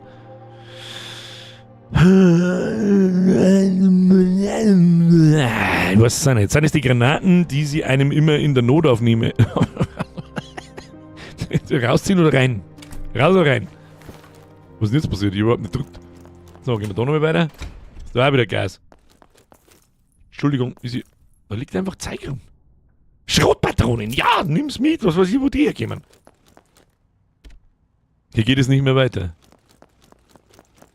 Ja, weißt du, wenn ich das ganze Zeug letztes Mal da überall liegen hab lassen und das nicht respawned ist, dann habe ich wirklich Gewehrpatronen. Das ist doch letztes Mal da alles noch nicht gewesen. Dann muss irgendein Drum noch irgendwo in einem Eck anlegen, um Gottes Willen. Dann wird es aber zum Komplettlösung ausziehen, das sage ich dir schon. Die Scheiße durchsuche ich jetzt nicht komplett nochmal. Das ist immer weg, Drahtspur lassen wir mal dabei, 4 Slots sollten gelangen. Aber die Granaten ist interessant. Ob in der Fundkiste von Scrubs wohl auch eine Granaten... Scheiß Scrubs, Alter. Scrubs ist so gut. Wie viele Kippen haben wir? 196 gegangen, da haben wir noch nicht für Taschen. Außerdem brauchen wir auch noch nichts. Für alle, die haben wir schnell eine speichern ins Viech, wenn wir schon mit da sind. Da hat man sonst. So, jetzt wird's interessant. Ich habe keine Ahnung, wo wir noch hin müssen. Jo, rechts unten haben wir noch ein Tier, da wo ich sage, da liegen die Trümmer entweder links oder rechts davon. Und da kann man noch eine. Aber dann wird's langsam wirklich eng. Dann wird's wirklich eng. Wenn jetzt da wieder Gegner umeinander stellen, dann weiß ich zumindest, dass da welche respawnen, aber anscheinend tun sie das nicht. Der Gechillte! Mir ist wie 89 Monate. Ehegegner, Teppichklo. Endgegner wolltest du wahrscheinlich schreiben. Oma früher, ich hau da noch einen Nosch im Teppichklo. Ja! Wie oft, dass man Oma ist, man halt Gott sei Dank, also was heißt, aus meiner Sicht, aus meiner kindlichen, dummen Sicht, hat Oma natürlich Gott sei Dank nicht mehr so schnell können. Auch wie ich noch ganz klar war, hat er nicht mehr so schnell können. Und ich war blitzschnell. Ja, ich war wirklich, fuck, war der schnell.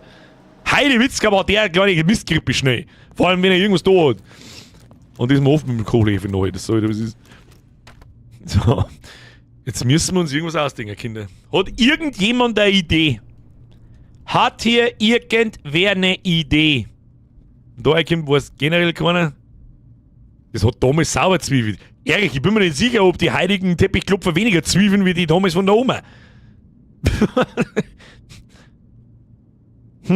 Jetzt ist hier wahrscheinlich, dass du eingezogen werden könntest, oder hast du schon dagegen vorgesagt, dass es nicht passiert?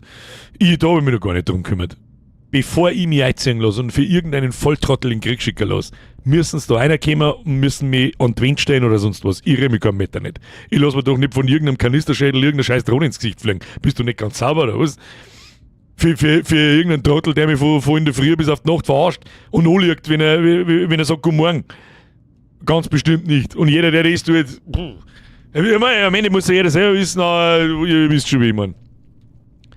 Das war mal anders. So wie es ist. Aber was die letzten 10 Jahre abgegangen ist, du kannst mich so am Arsch lecken, dass es bloß noch raucht. So, Trümmer, Artillerie, da, hier, diese Tür, das ist meine letzte Hoffnung, Kinder. Oder seht ihr da noch irgendwas Besseres? Ich sehe nichts, wo wir noch nicht waren. Da sehe ich nichts, was übrigens cool war, ist eine Schnellreisefunktion zwischen diesen Reflexionsorten da. Ich hätte schon eine Idee, aber ich glaube, du musst was anderes. Herr Werner! Achso. Jetzt wollte ich aber die Idee wissen. Forscoville. Da waren wir ja schon. Da haben wir ja gerade hergekommen. Da haben wir ja gerade runtergelaufen und da waren wir halt schon. Das ist so ein bisschen mein Problem. Ich probiere jetzt das da rechts unten. Das sagt ich. Weil es nicht hilft, wo sind wir? So, ausseh ganz rechts. Ja, das kriegen wir geschissen. Hier, Vollsprint eingeschissen. Miau. Was heißt das rote Kreuzel auf der Map? Da liegt Trümmer rum. Können wir auch noch mit da oben gehen, da waren wir auch noch nicht oft, da sieht man auch noch mal so, ja genau. Da liegen so Trümmer umeinander, da hier überprüfen. Trümmer versperren den Weg. Ein Artilleriegeschoss könnte den Weg freiräumen. Wer sagt denn eigentlich, dass wir dazu einen Artillerieschütz brauchen? Ezekiel, ich darf es leider nicht sagen, weil sonst habe ich morgen das SEK vor der Haustür, aber ich bestätige. Scoville, das heißt doch die Einheit für den Schärfegrad, ist richtig? Ich kann es nicht anders aussprechen, ich kann kein Französisch, tut mir leid. Ich kann viel, kann im Links schleudern, ich kann im Stehen schleudern, ich kann im Sitzen schleudern. Aber Französisch ist nicht so mein Ding. So, da gibt es auch überall nichts. Weißt du, da der Schaufel liegen, da kann man die Trümmer wegschaufeln, aber fauler Hund, der wir sind, brauchen wir wieder extra Bursch mit einem Artilleriegeschütz. Ja, freilich kannst du mitfahren. Was haben wir da? Verriegel und Schlüssel wird benötigt. Da gibt es auch sonst nichts. Verkehrt wie eine Fledermaus auch, ja. Also natürlich, mit den Knie am Spielplatz von der Stange aber okay, das geht vielleicht einen Schritt zu weit. Bei Kindern hört der Spaß auf. Wenn du kriegst. Für was der kleine Durchgang dann nötig ist, das frage ich mich auch, aber gut. So. Latrinen. Gehen wir mal nur mit zu den Latrinen rein. Da waren wir, glaube ich, auch nicht oft. Vielleicht finden wir, weiß ich nicht, was wir finden. Schauen wir mal, was wir finden. Nix finden wir. Kacke Würstel finden wir. Kannst du einen Weg mit der Granaten freispringen? Habe ich vorher auch gerade überlegt. Aber es steht schon sehr explizit dort hier. Da liegt da noch was. Da waren Ratzen. Deren Ratzen eigentlich was? Okay, in die Tür kommen wir nicht rein. Trümmer versperren den Weg. Ein Artilleriegeschoss könnte den Weg freiräumen. Cyberfox! Kriminalfall! Kannst du mit 20 scheißen! Halbtritt vom mittelalterlichen Bürgerfan-Treffen aus Friesach. LG von meinem Sauhaufen, die Skulls and Lace plus Jackson, meiner Frau und Chlor von mir. Hashtag Nachschaussquad. Was auch immer ihr gerade derzeit bloß nicht gegenseitig von hinten anlarpen. Das ist alles, was ich weiß. Cyberfox, merci dir und schöne Grüße in deiner gestörten Runde. So sieht's aus. Dankeschön. Verdammt nochmal. 20 ist 2, du weißt das! Lass mich den anschreien. Was der mir jetzt? Ich bin lost! Ich bin ja wirklich lost. Jetzt sind wir soweit. Wollen wir mal, wo es weitergeht? Sprengstofflager. Helm. Vögeltür, Blockhaus. In das Rattenloch kann man gerne reinwerfen, das weiß ich noch. Das hat das letzte Mal irgendwann noch mal geheißen. Tür entriegelt. Dafür, was man die Drähte dazu machen, ich check's nicht. Das Einzige, was man noch da kann, ist halt dort Leute noch besteigen. Und dann nochmal genauer schauen, ob das wirklich der einzige Weg ist. Vielleicht gibt es ja da noch irgendwo einen Generator, der war aber einzeichnen. Ja, wo sind jetzt die Backseater? Ja, wo sind sie denn? Schau die Notizen durch, da sind Infos. Schau mal die Notizen durch, da sind Infos gewesen, was du was finden kannst. Puh, in welcher?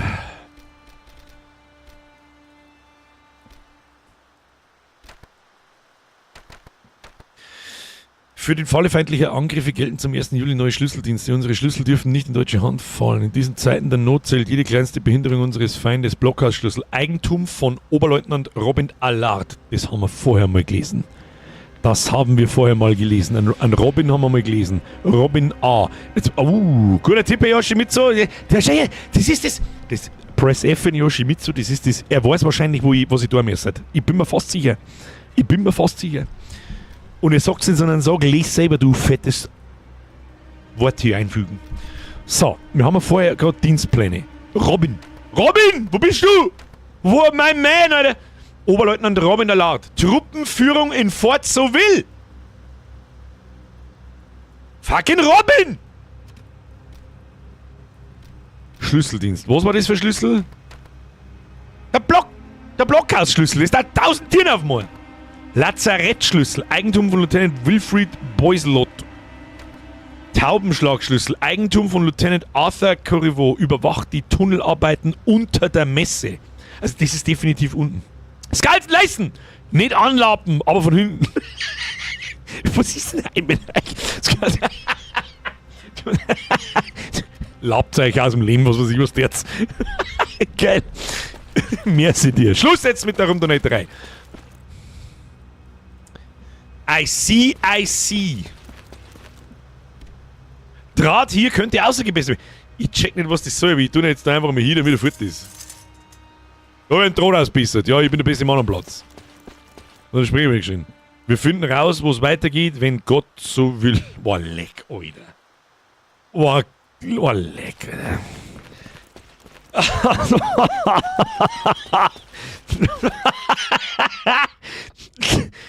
Ja, ich sag nichts mehr, Alter.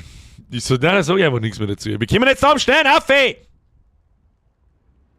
Wo haben wir? Da drin, links, auf, durch den Shortcut. Gehen wir durch den Shortcut zurück. Ich möchte noch einmal mit den Leuten da oben gehen. Und dann gehen wir nochmal nach Fort zu Wild zurück. Aber da waren wir gerade, überall, wo wir hinkennen.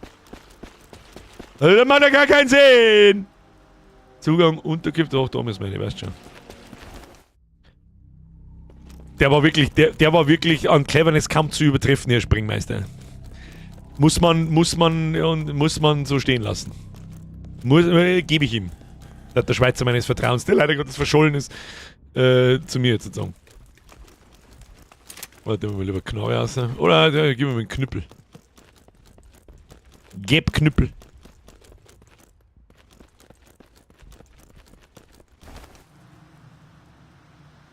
Ich finde Fort Wo trotzdem besser. Na. Das ist ein kleines Loch in der Wand. Durch das Loch kannst du etwas hören, das sich nach vielen Raten anhört. Von dort müssen sie also kommen. Eine Granate sollte das Problem lösen. Ja, aber wieso sollte ich das tun? Wieso sollte ich den da... Verstehe ich nicht. Na, verstehe ich nicht. So, rechts auf und auf.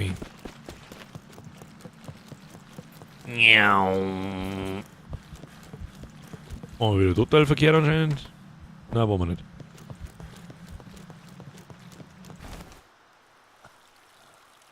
Was ist mit ihm da? Kann man da irgendwas, Oh. Ja, was ist in der Unikalt? So, gehen wir mit da oben. Da waren wir aber auch schon unten. Oder? Na, die haben wir wieder gegangen, weil ich gesagt habe, vielleicht muss man da erst mit der Lampe machen. Ich hab keine scheiß Lampen. Leg mir mal mit der Lampe. Ja, okay. So, wir haben eine Keule. Knüppelige Keule. Knüppelkeile. Was ist das? Ah ja, gehen wir uns verstecken. Waren wir dort? Nein, da waren wir noch nicht. Nein, da waren wir noch nicht. Ja, jetzt gehen wir jetzt mit oben und rechts. Oben und rechts halten.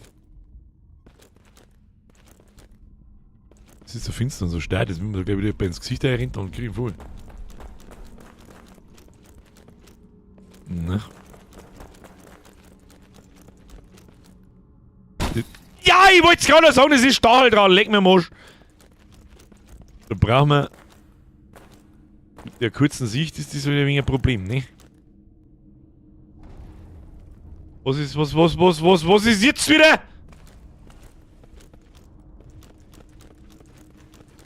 Nee, den Stachel dran reinlaufen, nö. Okay.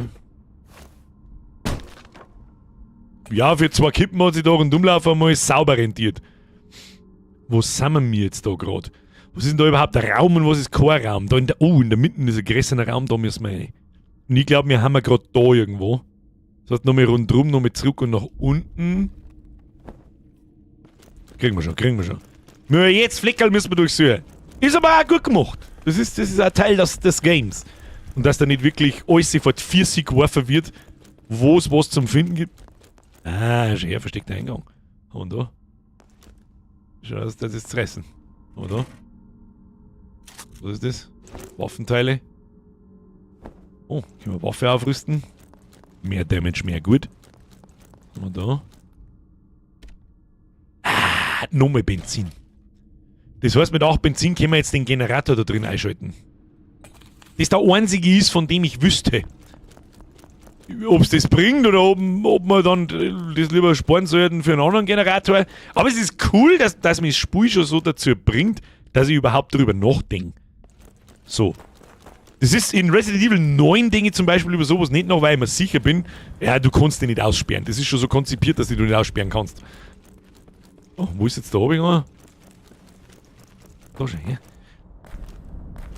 Jetzt haben wir im alten Rom. Wieso haben wir jetzt im alten Rom?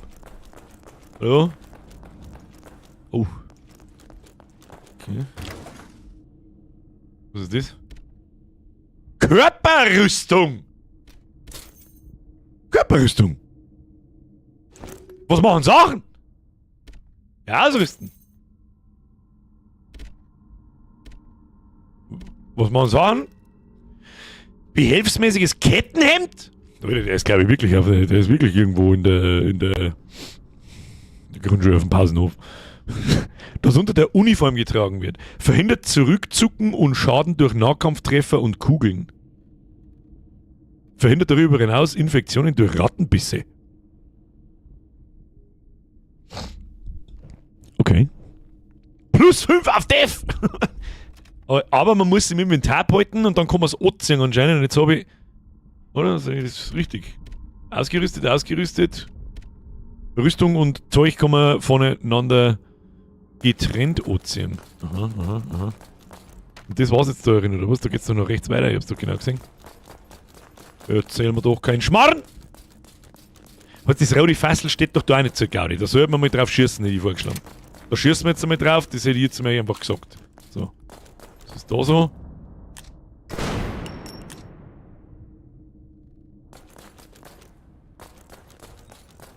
Und es hat genau gar nichts gebracht. Sehr gut gemacht, Birger. Was zuckst du denn so? Ich bin mir jetzt nicht ganz sicher, ob die Körperrüstung kriege ich einfach generell keinen Schaden nicht, oder was? Das hat er gegen alles geholfen. So, wo müssen wir hin? Links war es auch noch gegangen. Da unten drin. Die verarschen mich doch. Die verarschen mich halt wirklich. Da geht's halt nicht weiter.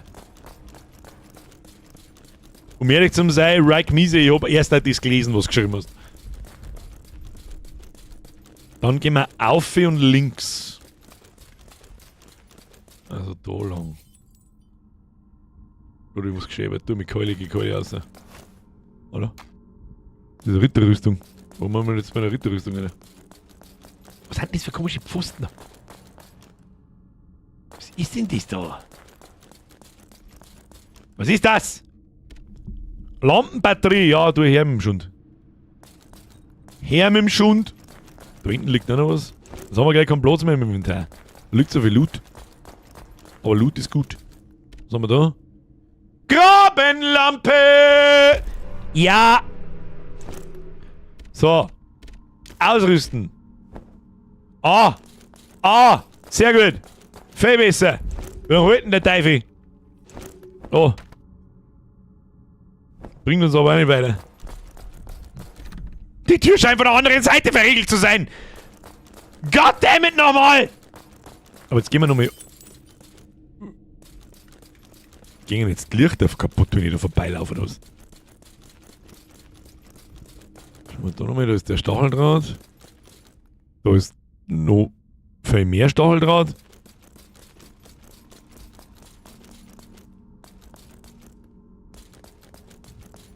Jetzt schauen wir mal, wie lange das ist. Ah, recht unendlich lang halten. Das ist die halt schon Zeit, aber nicht unendlich lang.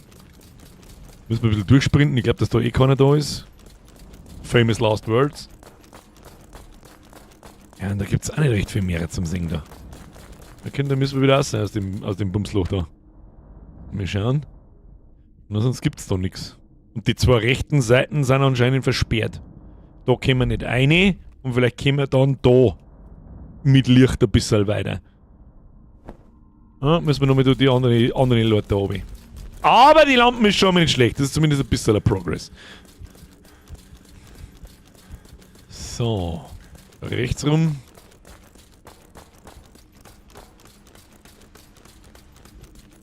Waren wir da?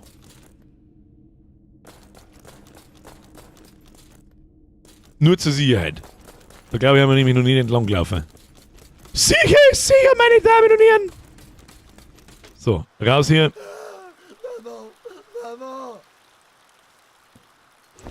Disgusting! So, entfernen. Wo müssen wir hin zur anderen Treppen? Da müssen wir her. Gibt es nur Treppen? Irgendwie habe ich im Kopf, dass es nur Treppen gehen kann. Ich bin's mir nicht sicher. Kann man die Grabenlampe graben lassen? Ich glaube nicht. Maman. Ohne N hinten. Aber ja, kommt dem sehr nahe. Was ich bei Soldat James Ryan da so krass gefunden habe, ist. Warte mal. Kommt man da schnell aber links, eigentlich scheißegal, wenn wir gehen, das ist relativ gleich weit, gehen wir da lang, ja. Hat das Mama auf Französisch geheißen? Oh, da ist glaube ich, da ist ein Save Point, da können wir ein paar Sachen aus dem Inventar rauszipfen. Benzin weg, Lampenbatterie weg, Rüstung behalten wir uns, das nehmen wir mit. Schaut eigentlich gut aus. Wie viel Kippen haben wir? 2 Stück, gerade 200, aber wir könnten unsere Waffen verbessern. Aufwerten. Keulige Keule, wenn müssen wir das aufwerten. Feuerkraft, Nachladegeschwindigkeit, Feuerrate wird zu... Ich möchte gerne Feuerkraft eigentlich aufwerten. Und das geht nicht. Nicht genügend Waffenteile. Wo steht denn wie viel, das ich brauche? 2. Okay, hab verstanden. Ach so, das geht gar nicht so weit, wie da angezeigt wird, sondern das ist schon voll ausgebaut. Mehr wie 1,2 geht nicht. Na, dann heben wir uns die Waffenteile natürlich noch auf. Dann heben wir es uns noch schnell auf. Was ist das? Untersuchen, Blum. 1 Blum. 1 Blum. Einmal speichern. Ja. Wunderschön. So. Wir haben ja 0 Progress gemacht bis jetzt. Die Lampen haben wir gefunden. Das ist ein wenig traurig. Muss ich ganz ehrlich sagen. Aber gehört irgendwie dazu. Hätte ich gesagt gehabt. So, der Robin liegt ja unten in diesem Gastransport, hat's geheißen. Und der soll, ich weiß jetzt nicht mehr was für einen Schlüssel haben, aber irgendwas hat er. Irgendwas hat er. Da ist ein Ratz gewesen, ich hab's genau gesehen. So, links und dann nach oben. Lampe gefunden und 341 Mal auf einen Gegner eingedroscht. Das stimmt. Vielleicht ist da jetzt nicht passiert. Kann ich nicht einmal um einen Like battlen. Das ist schwach, muss ich sagen. Sehe ich kein Pro-Gaming bis jetzt. Die Blockhausschlüssel waren's. Die warten natürlich narrisch. Und ich gehe deswegen ihm direkt nach, weil er der erste Eintrag in diesem Buch ist. Und, oh, ich glaube, ich bin schon wieder vorbeigelaufen. Orientierung auch nicht so einfach. So, haben wir jetzt in der Mess drin. Nö, was ist das? Wurde ich hier reingetragen? Das ist unser Stärkegebiet. Nur Meta, aber kein Progress. Ja, das stimmt. Totaler Depp, bin schon lange vorbeigelaufen. Was tue ich denn hier eigentlich? Map ist schon umfangreich. Ja, ich find gar nicht so geil. Ist genau richtig eigentlich. Aber es ist schwierig. Geradeaus und auf. Ja. Ich muss trotzdem 25 mehr aufmachen, weil es schaut alles so gleich aus. Jetzt nicht wegen dem Grafikstil oder so, sondern weil es halt damals wahrscheinlich auch alles einfach gleich ausgeschaut hat. So. Jetzt gehen wir da her. Tust du mal Lampen her. So. Vielleicht sehe ich jetzt da Maps. So, da geht's nicht weiter. Das ist irgendwo ein Gang rechts neben uns, den wir vorher nicht gesehen haben. Ja, und schon sind wir soweit. Schau her, den habe ich vorher übersehen. Das ist quasi der Schulweg für unsere Eltern. Richtig, Adina. Absolut richtig. Bloß, dass bei denen nur permanent Granaten kagelt hat und Gasgranaten gleichzeitig. Das ist ein wichtiges Detail, das darf man so nicht stehen lassen. Rattenbefall und Gasleck betreten verboten.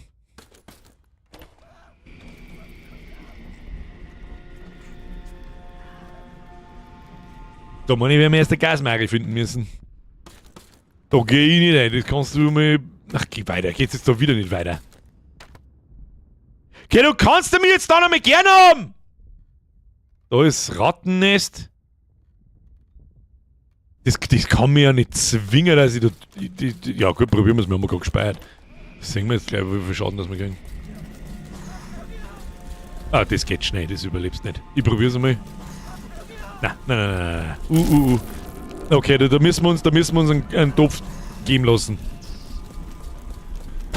Da müssen wir uns einen Topf geben lassen. Das glaube ich ist das erste Mal, dass wir sterben. Warum? Weil ich jetzt zu faul bin zum Zuglaufen. Darum. 138, ich glaube am Montag müssen wir auch noch ein paar schreiben. Bin mir nicht ganz sicher. Sterbeurkunde, ja. Was ist, wenn ich ja drücke?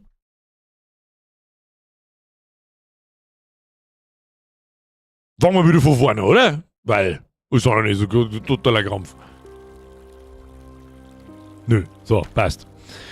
Haben wir wieder da herum. Ich weiß nicht, was wir da sollen. Ich sag's, was ist. Wir kommen unten nicht weiter. Wir kommen unten nicht weiter. Wir kommen nirgendwo weiter. Mal nochmal durch Dokumente schauen. Dienstpläne. Die helfen uns nicht. Wir brauchen einen Schlüssel. Hoppla. Tagebucheintrag, Schlüsseldienst. Schauen wir mal, ob irgendjemand Helmschlüssel, den zweiten blablabla, Blockhausschlüssel, Lazarettschlüssel, Taubenschlagschlüssel, Eigentum von Lieutenant Arthur Griveau, überwacht die Tunnelarbeiten unter der Messe. Das ist unten, der Taubenschlagschlüssel. Versorgungsgrabenschlüssel, Eigentum von Oberleutnant Michel der Michel.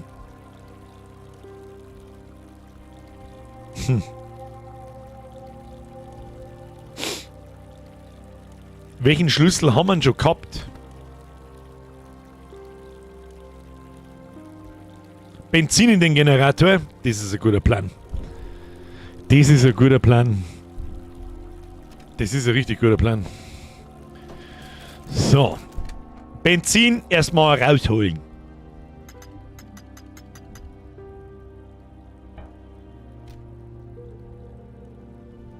Was will das von mir? Ah, okay, bin schon stark. 2 Slots müssen dabei kommen. Dann auf. Oben und links. Nochmal ins andere vor. Das muss irgendeinen Grund haben, dass da auf einmal wieder Gegner waren. Ich war mir sicher, die haben ja respawned. Ich bin ja kein Depp nicht. Kein kompletter nicht. Kein Weg war zu schwer damals. Das ist wirklich, also was ohne Scheiß, was unsere Urgroßopas und Opas ausgehalten haben, ist wirklich. Ja, das kann sich von uns, glaube ich, keiner.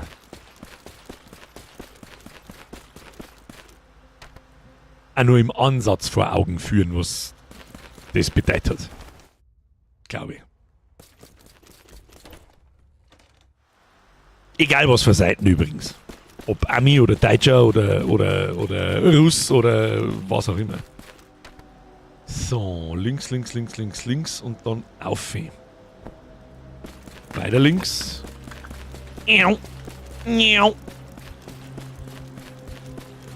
Ausdauer bitte auffüllen. Ich hätte gern Stats zum Aufwerten, meine Damen und Herren. Ich mag nicht immer nur 5 Meter sprinten gehen, da kriege ich ein Vögelchen nämlich.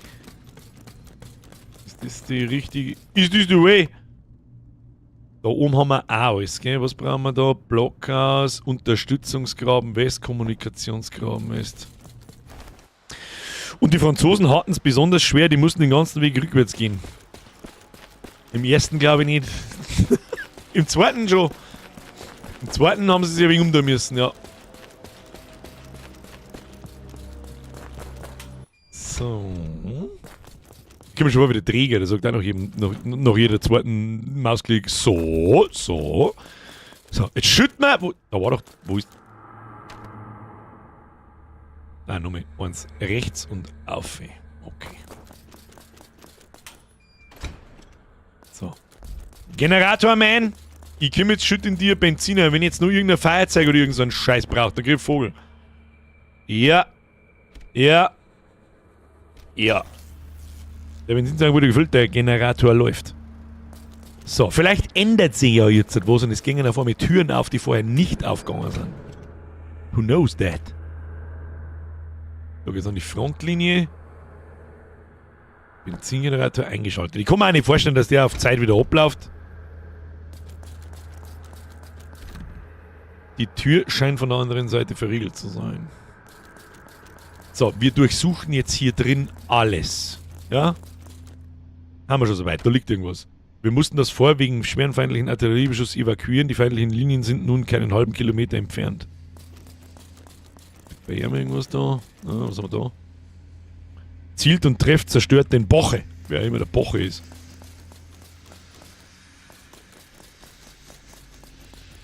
Irgendwo muss da was. Ist im Spind was drin, Helena? Nein.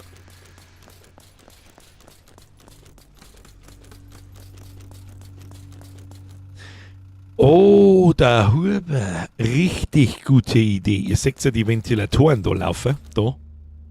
Vielleicht ist jetzt aus dem anderen Gang enden, wo Gas drin war, das Gas weg. Sehr gut aufpasst! Sehr gut aufpasst! Was da die ohne euch? Immer nur 4 Stunden im Kreis umeinander rennen. Wahrscheinlich. Normalerweise kommt da vorne jetzt ein Gas. Ob da unser Generator dazu zählt? Oder mal. Das ist was, wenn wir schon mit da haben, speichert man schnell. Also, falls wir verrecken sollten, nicht wieder den ganzen Scheißweg laufen müssen. Das ist eigentlich der einzige Grund, warum wir so viel speichern. So. Da haben wir alles.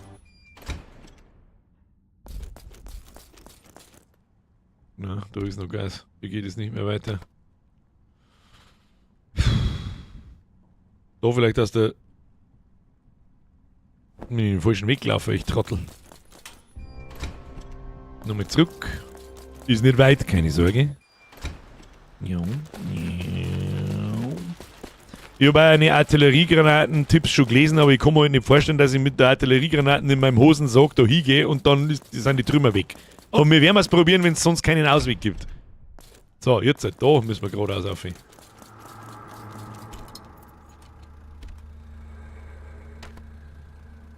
Na, müssen wir überhaupt nicht worin. Es schaut alles so gleich aus in dem Bums da drin. Bumscontainer. Hier ist ein Bumscontainer, was anderes ist nicht. Von oben wird einer bumst, unten wird die Gegenseite bumst. Es ist einfach quasi Bukake. Versuch macht klug. War da Gas vorher drin? Ich glaube schon. Ja.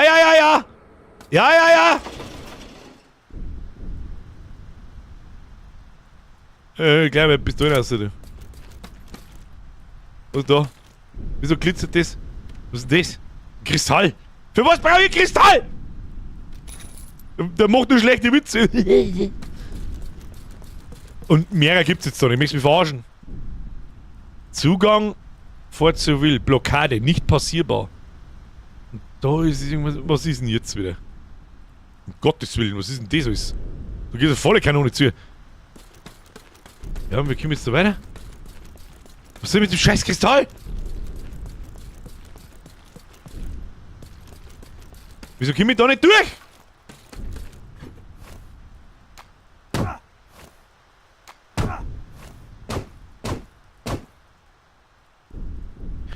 Hey Ezekiel! Wie heißt der Schlafsack auf Französisch?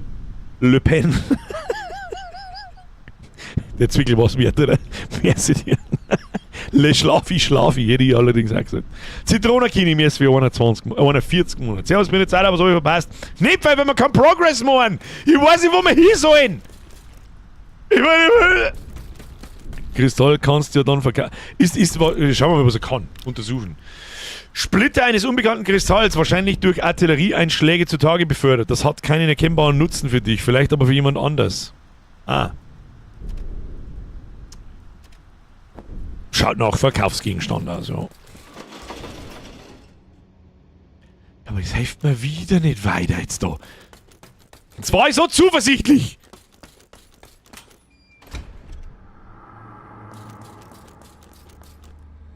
Gefällt mir nicht. Irgendwo muss doch noch was in den Notizen stehen.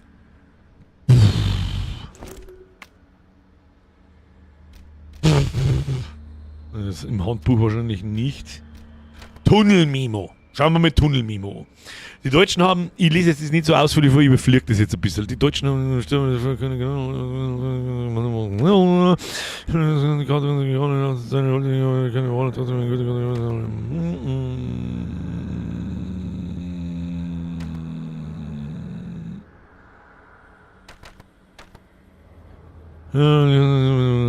habe jetzt Skadoodle gelesen anstatt Stockdunkel. Hashtag Skadoodle! Und ja, genau. Und oder Gasmasken, also muss es als Item geben. Also was wir tun können, ist ihren Schreien zu lauschen. Das ist asozial. Der Munitionstransport zwischen dem Versorgungsgraben und dem Vordergrund ist elendig langsam. Über die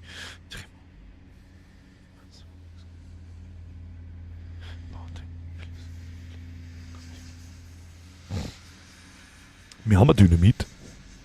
Wenn wir Sprengstoff hätten, könnten wir die Trümmer unten im Versorgungsgraben wegschaffen. Merkt, Versorgungsgraben, ab in den Chat. Dynamit, Versorgungsgraben.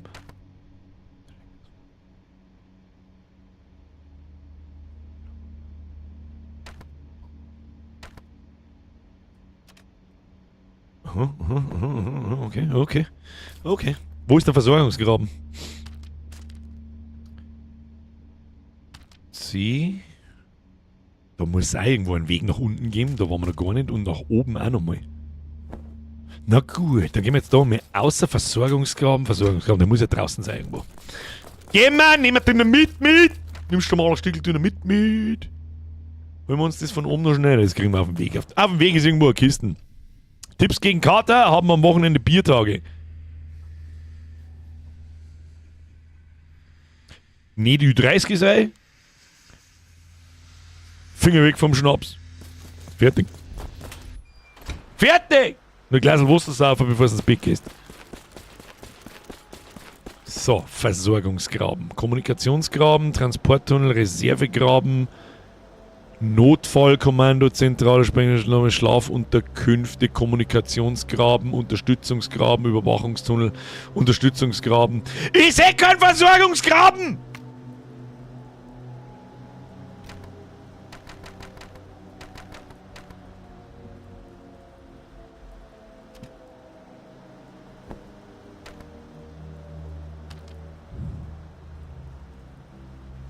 Alte Ruinen.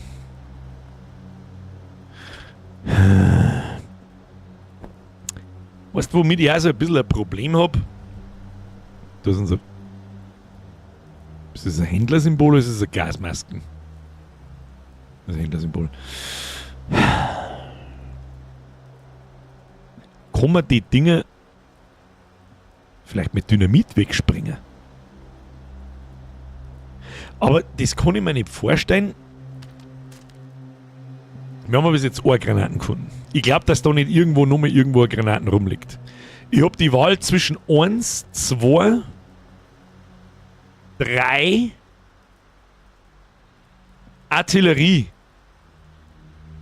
Trümmerentfernungsaktionen.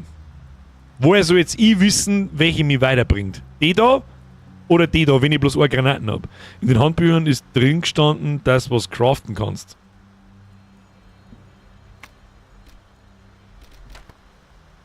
Feldhandbuch. Kampf.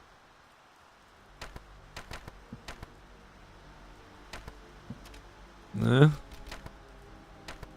Handbuch, Feldeinsätze französischer Armee, tapfere Soldaten.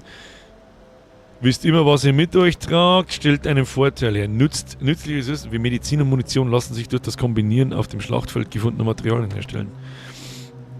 Reist mit leichtem Gepäck, bla bla bla, für den Sieg braucht. Vorausschauende Planung für kommende Gefechte kann über Sieg und Niederlage entscheiden. Wir sind bestrebt, das stets gut zu versorgen.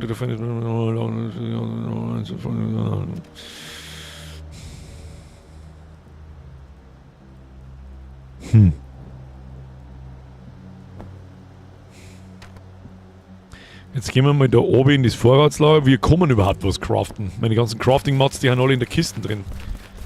Man kann natürlich auch Granaten kaufen, gell? Ist das der Anti-Aussperrmechanismus? Ich weiß das nicht mehr. Nein, oben hätten müssen.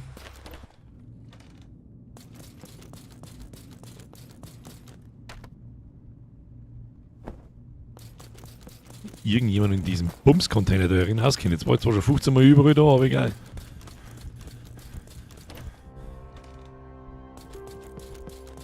So, gehen wir mal in die Kiste. Verkaufen wir mal einen Kristall. Was darf sein? Handeln. Verkauf. Kristall 30. Alle, 30 Kippen, nimm mir deinen Schund. Messer, Grabenlampe, habe ich alles, das braucht alles kein Mensch. Was eine Zigarettenschachtel kostet Pistolen bei drin, die haben ja gar nichts wert. Messerscheide, Markerset, was ist das? Eine Sammlung alter Marker, mit denen du wichtige Orte auf deiner Karte markieren kannst. Ne? Das hilft mir nicht, die werden eh markiert. Reparaturset, Granate, Schießpulver, Chemikalien, Alkohol, Lampenbatterie, Drahtspule. Ein winziger Schlüssel scheint zu klein für herkömmliche Türschlösser. Vielleicht passt er in ein Schubladenschloss. Das ist vielleicht sowas für... Und da können wir also... Was, das ist jetzt teuer. Ich finde da auch keine Zigaretten mehr, weil wir schon alles durchsucht haben. Das Ding, wenn ich jetzt kaufe, dann habe ich 2 Granaten, habe aber immer noch 3 Ziele. Vielseitig einsetzbare Grundchemikalie. Kombiniere sie mit Bleipulver, um verschiedene Munitionsarten herzustellen. Mische sie mit Alkohol, um Benzin herzustellen. Dient mit einem Verband kombiniert auch als Desinfektionsmittel. Schießpulver B. Schießpulver B, um Schießpulver C herzustellen. Oder kombiniere es mit Chemikalien, um Gewehrmunition herzustellen. Schießpulver. Standard-Schießpulver mische es mit mehr Blei, um gemischtes Schießpulver herzustellen. Oder für Chemikalien, um Pistolenmunition herzustellen. Schlüssel für einen Taubenschlag. Ich glaube nicht... Ich kaufe den Schlüssel jetzt, so und so. Den kleinen Schlüssel kaufe ich jetzt, den habe ich jetzt immer dabei. Es gibt halt auch bloß wieder einen. Den kaufe ich jetzt nicht, ja, da her. So einen haben wir allerdings auch noch nicht gefunden.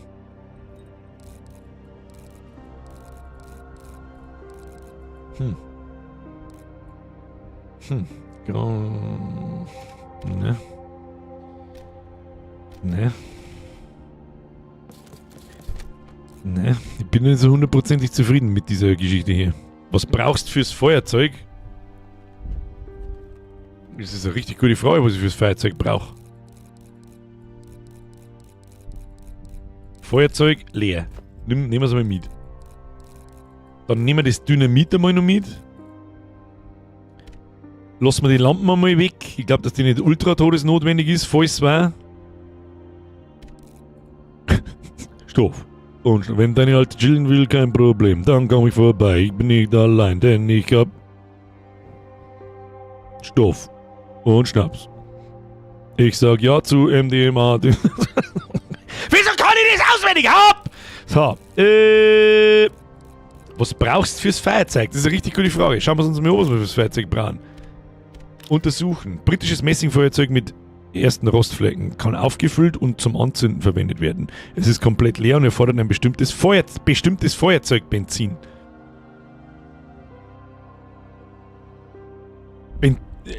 Bestimmtes Feuerzeugbenzin. Ich glaube nicht, dass ich Benzin einfach bauen kann und da reinschütten kann, oder?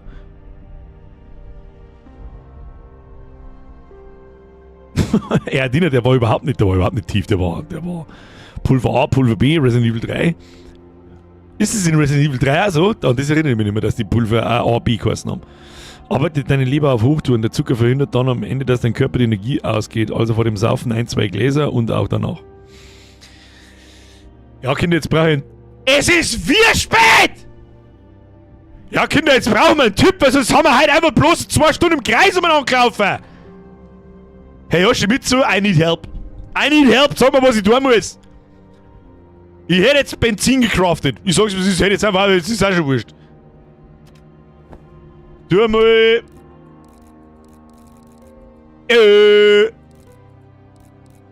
Chemikalien.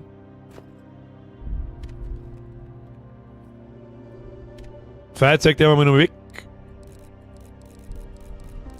Und was noch? Na, aus Stoff wird dann Schießpulver A, Schießpulver B. Aus was wird Benzin? Waffenreinigungsset, Schrupper und Lampenreinigung. Ich glaube, in irgendeiner Notiz würden von unten nach oben anfangen, schauen, ob was Wichtiges drin ist. Ja, dann sitze ich jetzt 20 Minuten da und lese Dokumente, Alter. Das kann es auch nicht sein. Dringende Befehle.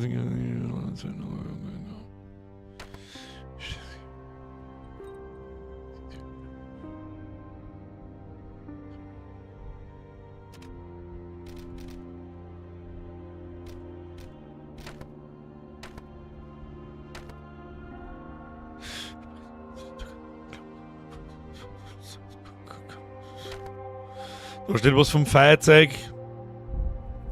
Ja, komm! Nimm's und lass dir gut gehen. War vorher noch bei der Tanke, um zu spenden. Wie? Was ist bei der Tanke, du? Das Benzin von der Tanke kann die brauchen. Du mit diesem Feuerzeug rein. Merci dir! Ja, komm! Schluss damit! Fix! Das ist schon wieder... Moment einmal. Erst ein Zwilling und dann ein Fünfer. Jetzt ist ja Ruhe. Geh du saufen, was du was vorhast. Bernhard pisst und scheißt sich neuerdings in die Hose. Das hätten sie nicht.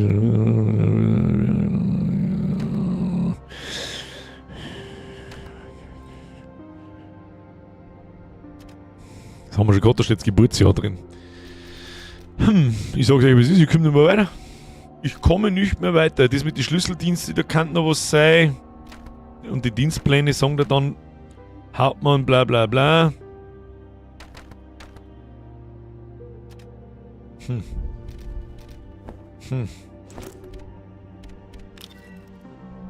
Mische sie mit Alkohol, um Benzin herzustellen. Hobbyalkohol. Haben wir mir irgendwo Alkohol? Ich hab glaube ich noch, ich hab noch keinen Alkohol. Kann man Alkohol bei ihm kaufen? Probier jetzt einfach. Was eh schon wurscht ist. Waffenteile, Ruby-Pistole, Granate, Chemikalien, Alkohol. Kaufen wir einen, ja, tu mir her. So, erst einmal gescheit lesen. Untersuchen. Mische sie mit Alkohol, um Benzin herzustellen. Dient mit einem Verband, kombiniert auch als Desinfektionsmittel. Brauchen wir nicht, wir brauchen Alkohol und Benzin. Alkohol und Benzin. Der Hans die Wurst schreibt, du musst das finden. Ja, grutzi fix, Hans die Wurst. Wenn's das weißt, dann sag mir, wo es weitergeht. Wenn ich schon danach frage, sonst sitzt da jeder gottverdammte Spacko da herin und spoilert und sagt, du musst das tun, aber halt nicht, oder was? Das ist Feuerzeug, Benzin im Benzinlager vielleicht. Das hätte mich jetzt sehr stark gewundert, wenn ich das craften muss ich ganz ehrlich sagen, das hätte überhaupt keinen Sinn gemacht. Aber das Dynamit nehmen wir mit. Dynamit nehmen wir mit zum Sachen freispringen. Benzinlager. Ich habe vorher nämlich irgendwo Benzinlager gelesen. Ich darf so gerne aus der Karten rauszoomen. Benzinlager. Das war aber nicht da. Das war wieder da oben drin! Hab's doch auch bloß googelt! Ja, aber Hauptsache 4 Ausrufezeichen hinter ohne Scheißen als das Wissen! Grippiger. So. Haben wir da irgendwo ein Benzinlager? Alte Ruinen, da ist nirgendwo ein Benzinlager, da müssen wir wieder zurück. Ich hab vorher irgendwo Benzinlager gelesen. Aber waren da nicht Ratzen drin? Meine Ideen wurden gekonnt ignoriert. Tizian, ich hab nicht einmal was schreiben gesehen. So wie es ist. Na, da auf links und dann auf. Zumindest irgendein Meter Fortschritt machen, das gibt's ja nicht! So, auf links.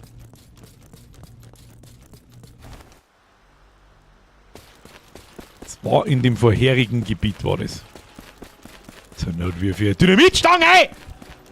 Sprengen sie in die Luft, das geschissene Benzinlager.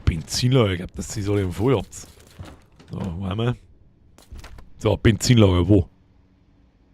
Hof, Eingangshalle, Flur zu den Unterkünften, Waffenlager, verriegelte Tür. Wo war das Benzinlager? Also, gehen wir mal ganz rechts. Wo war das Benzinlager? Ich weiß, dass... Achtung, überprüfe deine Schusswaffe, bevor du dich in den Kampf begibst.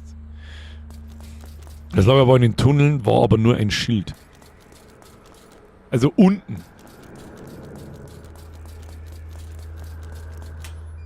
Sleeping Quarters. Okay, die weiß ich, was sind. Wären wieder im anderen Gebiet. Schauen wir nochmal. Sind wir schon unterwegs, Kinder? Stresst euch aber nicht. Haben wir ohne Ende Zeit.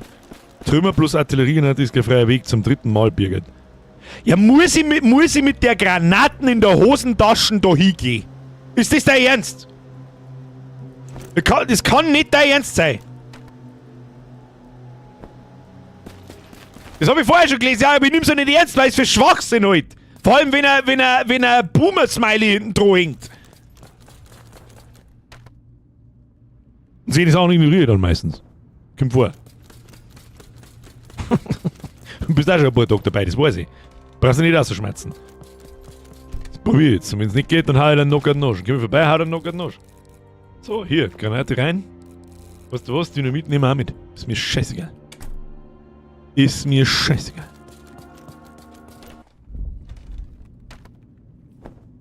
Was kostet die scheiß Granaten? 100? Nein, 200 hat's kosten. Das weiß doch ich nicht, das war eine Idee.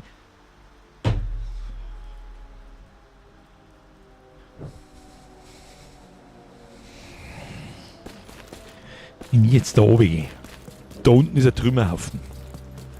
Und friss ich einen Besen, Alter. Trümmer versperren den Weg, eine Trisch, das könnte den Weg frei rennen. Das ist die dümmste Idee, von der ich je gehört habe!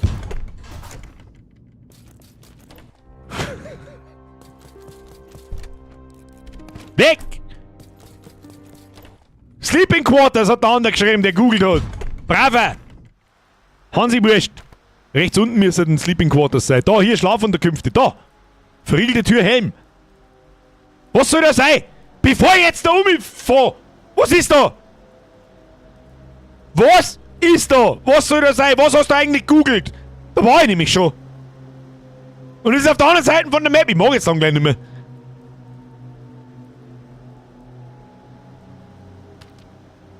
Und unten in die scheiß Tunnel, da kommen wir nicht rein. Hier kommen wir nicht rein. In die Tunnel ist irgendwas unten gestanden, sagst du. Aber da ist ja auch nirgendwo irgendwas. Passt ja, aber da verstehen wir nicht auf angebliches Benzin. Okay. Hans die Wurst, die vertraut er. Hans die Wurst, die vertraut er mein Limo. Ansonsten, wir haben noch 14 Minuten Zeit zum Progress machen. Das ist ja nicht vergangen. Lampen haben wir gefunden. Und irgendjemand haben wir da schlungen. Das war's. Das war's, meine Damen und Herren. Gehen wir da rein, das ist eine kleine Brücke da unten, dann gehen wir ganz nach rechts und rechts oben. Warum gehst eigentlich nicht unter die Mess? Da sollte ja ein Schlüssel sein, laut Notizen. Da waren wir doch jetzt schon 3-mal. Ich komme da unten nicht weiter. Ich weiß nicht mehr auswendig, was da war, aber ich weiß natürlich die Türen und so weiter. Wir brauchen entweder den Zwicker, das zweite Teil vom Zwickerl, damit wir die so eine Tierlauf machen, Zwicker kennen, oder ein Feuerzeug zum Seil an der Tür aufbrennen. So, was haben wir hier? Einberufungsjahr, ja, das weiß ich noch. Da waren die, da hat man am Schluss, was da? Alle du Suizide, Selbstmordgasse. Geil, gehen wir. Fest verriegelt, den Schlüssel wird benötigt, ja.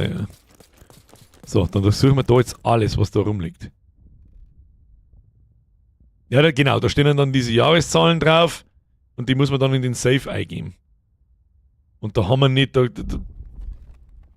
ich nicht verstehen, ich gucken zu. Schau, haben wir die Lampen dabei? Nein, natürlich wieder nicht. Da. Alles ist sauber ablaufen. Alles ist fein säuberlich ablaufen, ob da irgendwo...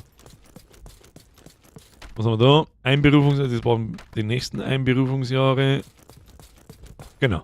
Und dann ist da die Kisten gestanden. Und da war, glaube ich, das Feuerzeug drin, wenn ich mich richtig erinnere, und nicht das Benzin. Es gibt doch das Loch, wo er die Ratzen hört. Kannst du Granaten reinwerfen? Respektive Handgranaten, wenn es da solche nicht gibt. Ich habe Handgranaten, aber wieso soll ich die? Ich glaube, dass da halt einfach keine...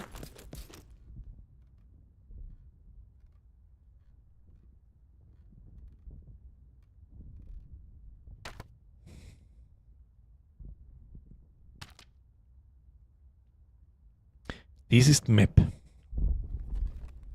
Und jetzt da auf die Oberfläche gehe. Ist da ein Ratzenloch. Ich tue jetzt mal meinen Mauszeiger da haben. Ich tue jetzt mal da genau aufzielen. Schalte nach unten. Das war genau, und das, wenn ich mich recht erinnere, ist ein Ratzennest. Aber wieso soll jetzt dann das Gas, es ist immer noch das Gas da. Das ist gar kein schlechter Ansatz, meine Damen und Herren. Das darf dem Ratzenloch einen Sinn geben. Außer später kommen da wirklich Ratzen außer wie da unten, die da Schaden machen und die vergiften und so einen Scheißdreck. Also, das, wenn ein Rätsel ist, dann gebe ich mich geschlagen. Das sage ich, was ist. Das ist sehr cool durchdacht und da musst du erst mal drauf kommen. So, was ist der Plan? Haben wir mir da irgendwo eine ja genau, wir gehen jetzt da rechts auf. Holen wir uns da unsere Granaten, gehen wir da her, lassen wir die Granaten da reinfallen. Und dann gehen wir nochmal da oben. Wird das geschrieben? Wird das geschrieben? Wird das geschrieben?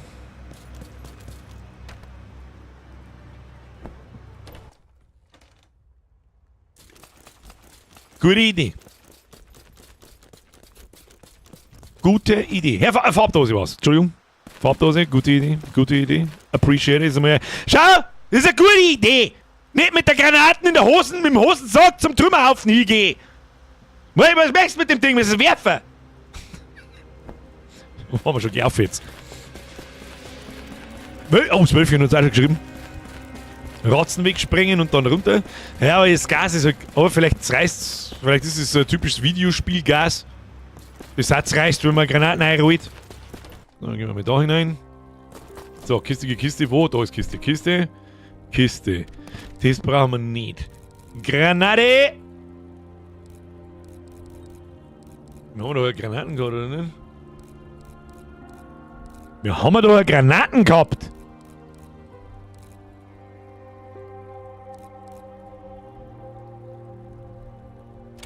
Dann kaufen wir uns eine. Dann kaufen wir eine! Granate, 50! Ja. Ich hab eigentlich gemeint, wir haben eine. Hab ich die geschmissen letztes Mal? Ich weiß es nicht mehr. Hab ich gerade keine gesehen. Ist mir wurscht, ich kaufe jetzt eine. Das, wenn funktioniert, Alter. Krieg ich einen Vogel. So, links. Und dann in das Ratzenloch da unten rein.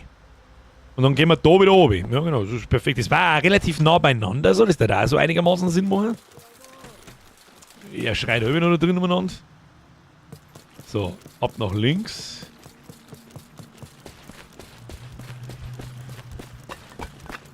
So. Da ist ein kleines Loch in der Wand. Durch das Loch kannst du etwas hören, das sich nach vielen Ratten anhört. Von dort müssen sie also kommen. Eine Granate sollte das Problem lösen. Granate in das Loch werfen. Ja. Das Loch hat sich mit Trümmern gefüllt. Jetzt sollten die Ratten keine Probleme mehr machen.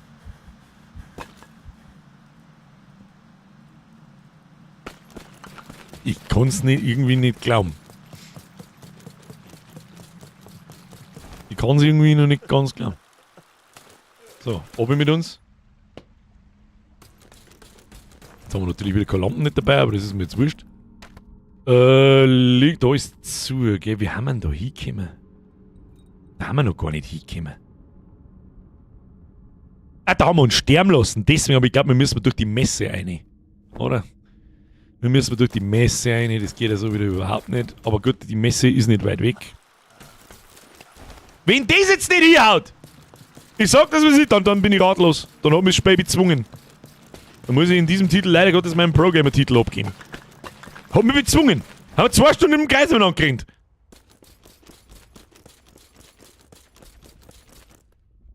Mal schauen.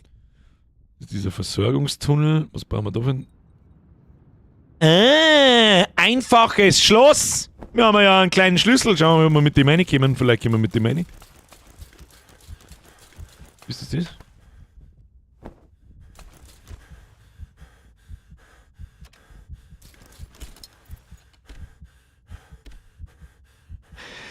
Es brauchen wir einen Dietrich!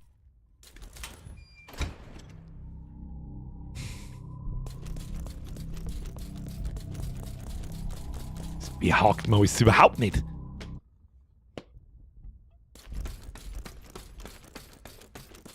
So, wie ist jetzt das da gleich wieder gegangen? Obi, ja. Wieso ist das wieder zurückgefahren? Stimmt, weil wir vorher gestorben haben. Entschuldigung, mein Fehler. So, und da oben ist die Benzin. Da kann man sich verstecken, warum auch immer. Was haben wir da? Rattenbefall und Gasleck, Betreten verboten. Verboten, da, ich sage immer noch Gas rausgeben.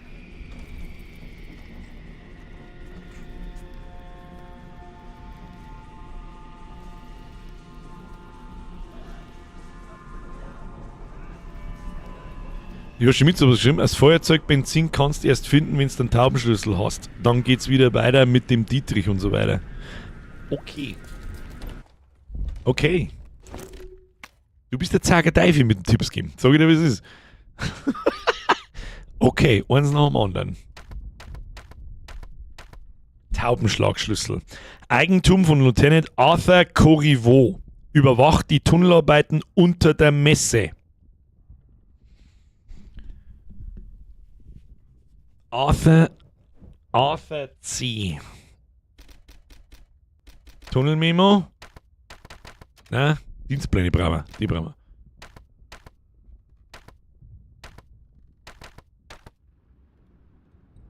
Überwachung der Tunnelarbeiten unter der Messe. Da hier ist, in welche Artillerie? Wir haben noch gar nicht gefunden. Okay, also muss irgendwo hier unten, muss etwas sein. Gibt's nicht anders. Irgendwo hier unten muss etwas sein. Aufweh, speichern, Lampen holen und wir müssen mal irgendwie da durchkommen. Das gibt's nicht. Irgendwo hier unten muss dieser Taubenscheißschlüssel liegen. Und ohne Lampen suchst du da deppert, weil du nicht weißt, wo du hingehst und wo du bist und überhaupt. Okay. Hat beim Wegschieben von dem Kran am unteren Bildschirmrand noch was blinkt? Weiß ich nicht. Ich hole mir jetzt eine Lampen und dann durchsuche ich den Bunker da unten bis aufs Letzte, weil ich es nicht fassen kann. Ich kann es nicht fassen. Ich muss immer wieder auf Karten schauen. Ach, da oben ist eine Kiste. Da oben war eine Kiste in der Mess. In der Mess steht eine Kiste rechts oben. Da müssen wir nicht so weit laufen, das ist gut. Kann man ein paar mehrere so Kisten umeinander verteilen, weil es laufen ist. Vor allem, wenn man sie. Nur ein paar alte zerfledderte Uniformen. Na gut. So, Schlüssel behalten wir uns einmal. Wo ist Lampe? Lampenbatterie. Drahtschneider, hell. Wo ist denn meine verdammte Lampen jetzt? Hey, bin ich blind oder ist meine Lampen weg? Lampenbatterie, Schubkartonen, Granate, Waffenreinigungsset, Lampenbatterie, Chemikalien, Alkohol, Feuerzeug, okay, bin schon schnell. Graben, Schaufel, Gabel, Lampe, liest sie ähnlich. Heute mal. Da, wo müssen wir? Oben müssen wir. So.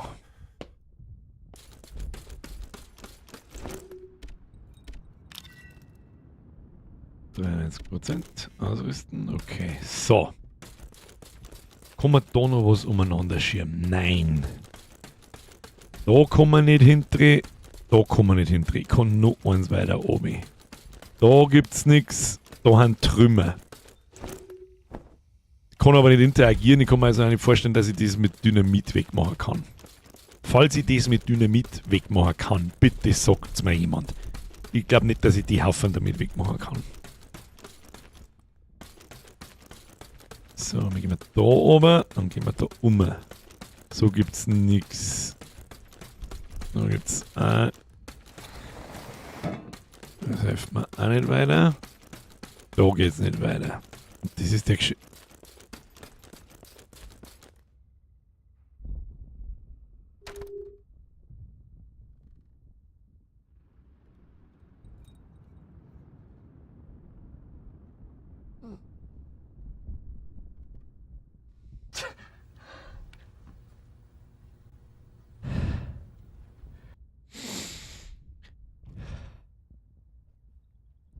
No! God, please, no! No! No! No!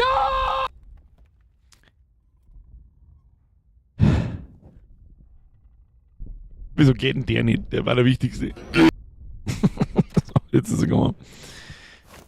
Bitte. Bitte.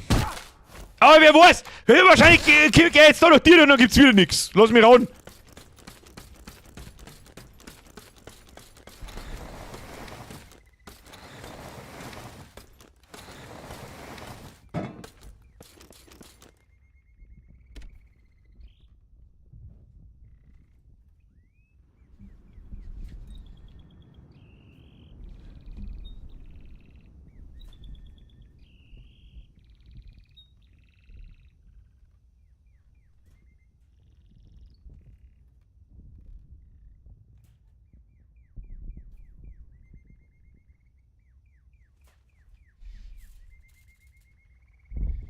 Ich weiß nicht, Wulfric. Der Wulfric schreibt, das darf mir jetzt echt stinken. Du, ihr Trottel schaut's zu.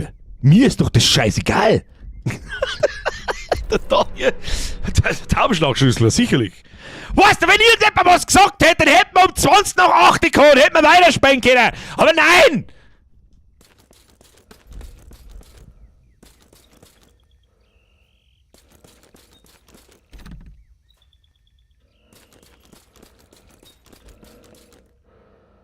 Schnauf doch etwa. Ah. Ja gut, zurück zu den Tauben. Und dann ist 10 und dann werden wir das Spiel wahrscheinlich nie wiedersehen. Ah! Ah, was? Ah! Ah!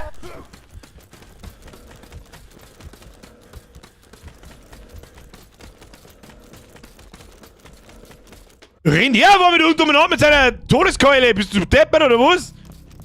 So, wo war der Taubensepp? Taubenmann, der war nein, der war nicht direkt da. Wo war der Taubensepp? Der war links. Also aussehen, links, ganz Fußballfeld links.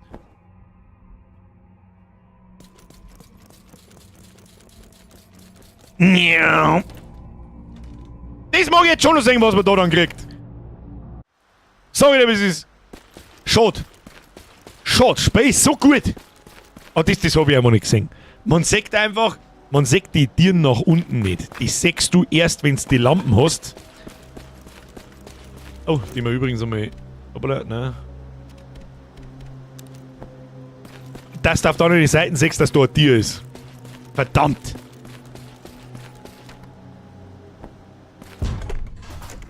Ärgerlich. Sehr ärgerlich. Ärgerlich. Aber gut gemacht. Kannst nach wie vor sagen, was du willst. Gut gemacht.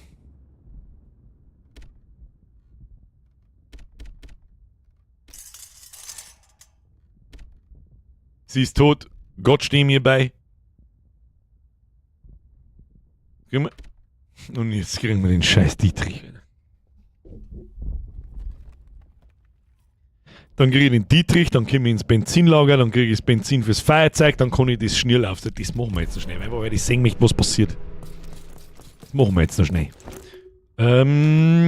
Benzinlager Dietrich. Scheiße, wo war der Dietrich dir gleich wieder? War die unten? Tür entriegelt? Nein, das war's nicht. Wo war die Dietrich dir gleich wieder?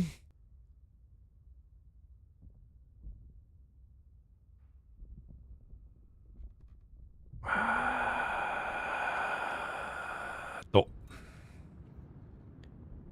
Das heißt, zurück zur Messe, geradeaus aufhängen.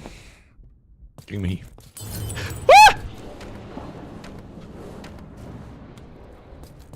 Ja, da schreckt mich doch schnell in der letzten Minute, du Kacknullspey! Du Keule. Wir laufen jetzt! Ach komm.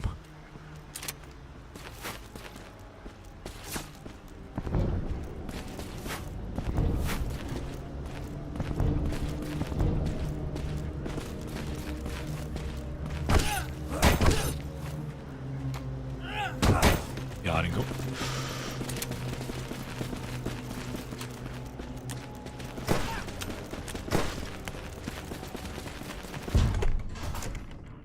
Was ist denn mit ihr jetzt?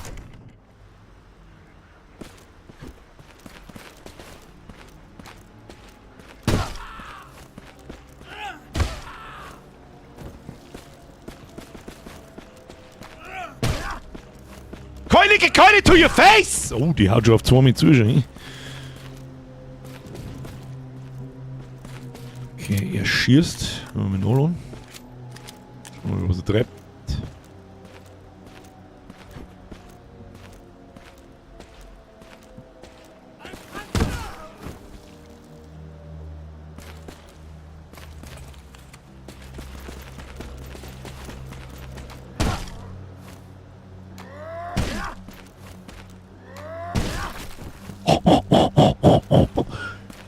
Keule hart!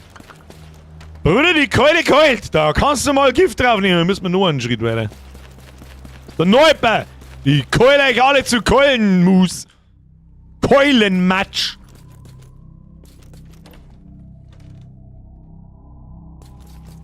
So, auf zu. Durch mitten durch. Wie viel Platz haben wir? Dietrich ist gleich weg, Lampen haben wir auch noch genug. Ja gut, unsere Keule geht langsam kaputt, aber für was haben wir denn? Keule ist wirklich komplett OP. Stimme zu. Wurde mit dem Dietrich entriegelt, Dietrich zerbrochen, er wurde weggeworfen. Okay! Marcel, André, du lebst noch. Wir mussten den Rückzug antreten. Diese Bastarde kamen schneller als der Wind über uns. Es gab kein Ende. Henri und Jean, ich habe sie nicht gesehen, du? Nö, verstehe. Wir dürfen nicht zulassen, dass sie dieses Fort kriegen. Das darf nicht alles umsonst gewesen sein. Ich habe Kampfgeräusche von drinnen kommen hören. Da drinnen sind irgendwo noch welche von uns. Der Eingang da draußen ist versperrt. Ich werde versuchen, einen anderen Weg zu finden. Er war in Eile und ist irgendwohin fortgerannt. Das sieht ihm gar nicht ähnlich. So, gibt es jetzt da die fetten Loot-Shit, oder was? Reparaturset. Alle! Eigentlich brauche ich bloß ein Feuerzeug. Was ist das? Notiz zu Ratten. Das Rattenproblem ist außer Kontrolle geraten. Die Bastarde werden immer größer. Ich habe welche gesehen, die sind so groß wie ein kleiner Hund. War das wirklich so? Ich habe auch schon richtig fette Riesenratzen gesehen, wo ich mir gedacht habe, Alter, was hast du dick gefordert? Aber, na, so nicht. Aber so? Ja, so. Aber immer noch genauso schnell wie die Kleinen. Genauso schwer mit einem Schuss zu erledigen. Ist die Munition nicht wert. Mit einer Schaufel oder einem Knüppel ist es einfacher. Ein starker von oben geführter Schlag reicht in der Regel aus. So vertreiben wir uns an ruhigen Tagen die Zeit, wenn uns mal das Glück eines ruhigen Tages beschert ist. Die Ratten haben Geschmack an Menschenfleisch gefunden. Ich kann sie ihnen nicht verübeln, davon liegt ja genug herum. Gerade in den Bereichen, in denen wir die Leichen aufbewahren, haben sich richtige Rattenhorden gebildet. Es ist unerträglich. Wenn man schläft, krabbeln sie über einen und wenn man an den Tischen zu essen versucht, wuseln sie nie weit entfernt herum. Die Großen sind besonders bösartig. Ich für meinen Teil würde mich lieber von einem deutschen Knüppel erschlagen lassen, als von einem dieser Biester gebissen zu werden. Die Ratten werden langsam zu einem wirklich ernstzunehmenden Problem. Albert wurde vorgestern Nacht von einer der großen Biester gebissen. Gestern Nacht hat er den ganzen Tag in die Unterkünfte vollgekotzt. Er ist wirklich krank. Diese dreckigen Mistdinger müssen irgendwelche Krankheiten übertragen. Wenigstens muss sich der Boche mit dem gleichen Problem herumschlagen.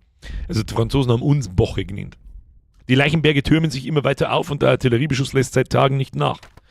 Unsere befehlsmäßigen Gruben haben heute Feuer gefangen, nachdem wir dort die Toten vergraben hatten.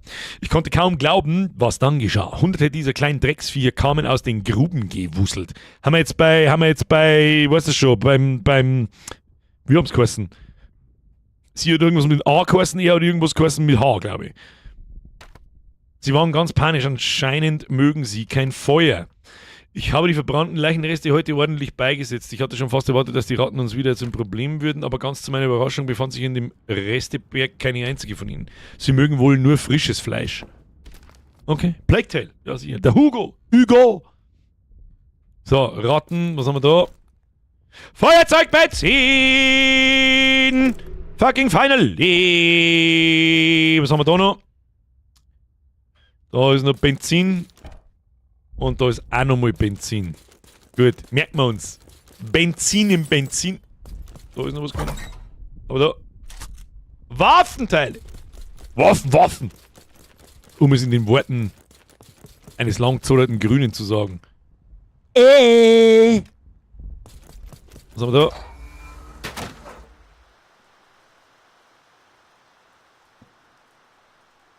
Wie da zum Franzosen-Sandwich, wenn ich diese Schrauben da aus dem Ding nehme. Hintertür. Die Tür ist von der anderen Seite verriegelt. Da liegt einfach ein Schraubenflinte und keiner sagt was. Jetzt müssen wir Inventar managen. Danke Regaming, was da die ohne euch. Wir werden sie kriegen, zweite Kriegsanleihe, jetzt zeichnen. Eine alte verrostete Wasserpumpe, der Pumpenschwengel. Der Pumpenschwengel fehlt. Hashtag Pumpenschwengel. Pumpenschwengel durch die Hintertür, Alter. Was ist da wieder los? Da, ich muss zur Kiste, muss ich.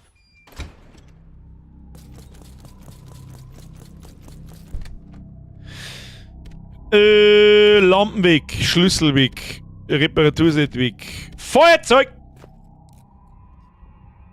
Haben wir sonst noch was? Schrottpatron. So. Kombinieren, Feuerzeug. Sehr gut, jetzt sollen wir uns noch die Schrotflinten da umschneiden. Irgendjemandem schießt man noch in die Fresse, das sagt er, was ist. So, hier. Hier. Schrottflinte! Verschmutzt. Aha.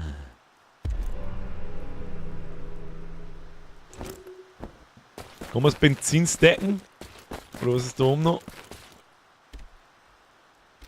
Ja, nehmen wir auch mit. Nochmal Waffenteile. Was haben wir da? Verbrennt die Leichen. Können wir mir das... Da noch was? Na, Tür. Okay, habe ich noch Platz fürs Benzin? Nö. So, Waffenputzset. Waffenputzset, wo? So. Stoff weg. Waffenreinigungsset. Sehr gut. Gehen wir mal außer. Kombinieren. BÄM! Schau dir das an! Zuweisen auf den Vierer. Tust du mehr. Die braucht lang und zieht wird sauer, aber ist egal. Aber ich würde sagen, Schrotflinten-Mund, der mal weckert. Das schaut gut aus, das schaut gut aus. Ich glaube, dass wir das Messer weg da können. Der wir das Messer weg, ich weiß nicht. Gott sei Dank, Mann, gibt's ne Pumpgun. Jetzt müssen wir bloß noch wieder die Stil finden, wo das Seil davor hängt. Das war auf alle Fälle ein Tier nach oben. Da vielleicht. Ha! Ja, absolutes Pro-Gaming. Ab zur Notfall, Kommandozentrale. Hilft dir nicht. Wir gehen dann gescheit an. Obi, rechts. Und dann muss ich spätestens sowieso noch mal schauen, weil ich nicht weiß, was für Tier das war. So, schau her, wie es geht. So. Das haben wir jetzt in den letzten 10 Minuten mehr Progress gemacht als übrigens Herr Yoshimitsu, Dankeschön. By the way. Gibt mir keine direkten Tipps, wenn ich da noch frage. I'm so sad. Very sad. Haben wir da schon soweit? Jo. Yoshimitsu habe ich gesagt, nicht Herr Trappel. Meine ja wirklich ernst. Das ist professional. Ich weiß gar nicht, ob das Fahrzeug überhaupt funktioniert. Ja, doch. Okay. Das Seil ist verbrannt. Ist das Fahrzeug jetzt immer noch gut oder ist es schon wieder leer, wenn ich mir... Jetzt schauen wir mal da rein. Stuckere 3 Kippen. Das ist mir lieber Sicherheitspumpgun außer du. Versorgungsgrabenschlüssel! Ja, wir sind mit dem Radl, du Schießpulver, haben wir noch dabei. So, Versorgungsgraben. Oh, das heißt, das sind wieder Kontrollpunkte, das sind wieder neue Gegner da, hä? Mal mit Schrotflinten nochmal schnell aufbauen. Steffi, gute Nacht! Bis nächste Woche! Was ist das kleine Mistviech da? Ich stich dir ab. Haben wir jetzt trotzdem als Stressproblem da, ja? Ah, und deswegen die Lecher. Dann kannst du die Lecher zuspringen und dann sind da keine Ratzen mehr. Das heißt, die Granaten da herum hätten wir uns komplett sparen können. Wobei, wer weiß, vielleicht müssen wir da wahrscheinlich auch noch mehr rauf. Hier in die Blockhäuser wahrscheinlich und so weiter und so fort. So, Versorgungsbumsgrabenschlüssel. Wo ist irgendwas? Unterstützungsgraben, was für Schlüssel? Versorgungsgrabenschlüssel. Wo ist der Versorgungsgraben? Schlafunterkünfte, Sprengstofflager, Reservegraben, geschiedenes Zimmer, Benzinlager, Überwachungstunnel, Unterstützungsgraben, alte Artillerie, Kommunikationsgraben.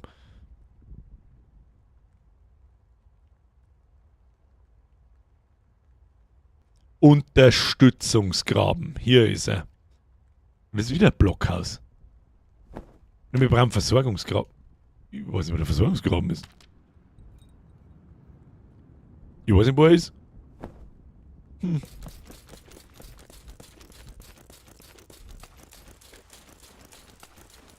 Aber vermutlich unten.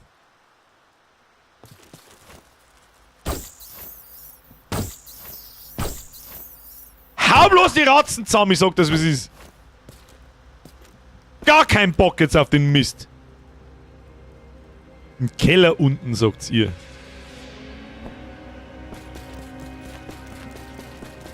Es ist der Gastransport. Sicher, dass es nicht wieder im alten Gebiet ist.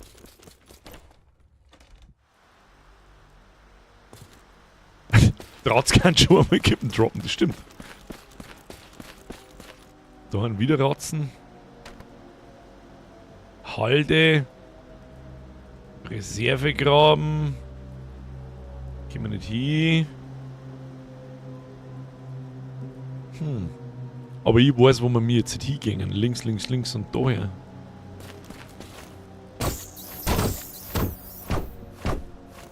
Muss ich da aufziehen oder kann ich einfach draufhauen?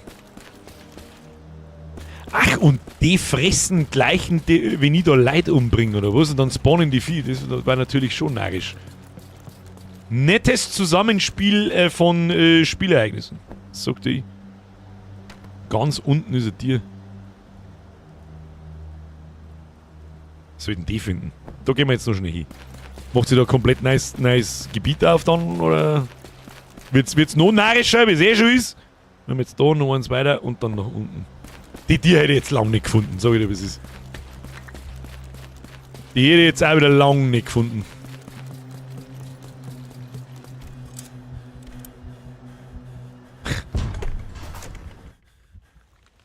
Das ist bei so ich Spiele ja ein bisschen ein Problem, wenn ich eine Woche lang dazwischen nicht spiele. Dass man jeden Scheißdreck merkt. Pumpkin außer!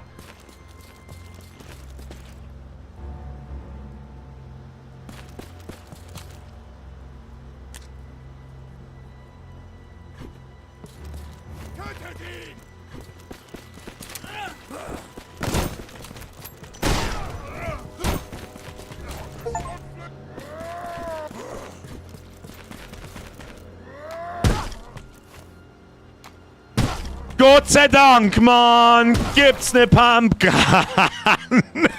Die hat einfach gleich beide killt. Passt. Oh! Gewehr! Das nehmen wir natürlich auch mit, das ist ja klar. Oh, wir müssen ein bisschen Inventarmanagement betreiben. Was ist jetzt da? Versorgungslinie, um Gottes Willen. Ne? Tu mir. Die Pumpkin haben wir nicht.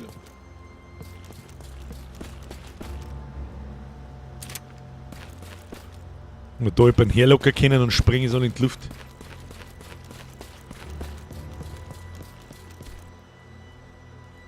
Priesterroben. Da haben wir nur Base. Ich brauche einen Safe Room. Kinder, ich brauche einen Safe Room. Was haben wir noch? Das Bergwerksbüro. Das ist wieder ein Blockhaus, da werden wir nicht reinkommen. Ja. Der Blockhausschlüssel, der macht nochmal 5000 Ecken überall auf. Das sagt ich. Oh, da haben wir wieder in die Scheißhäuser herin. Natürlich hat ich im ganz rechten Scheiß aus 50 Zigaretten versteckt. Wo auch sonst.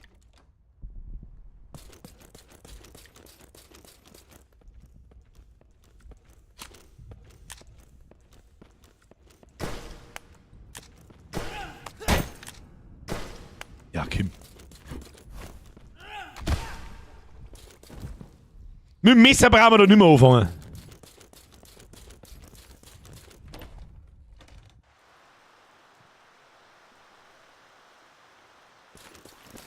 Bist du braver oder bist du besser? Der Gaston. Hey Kumpel, ich bin Gaston. Hast du eine Kippe für mich? Falle! Du bist der Heiliger. Falle! Was soll das jetzt?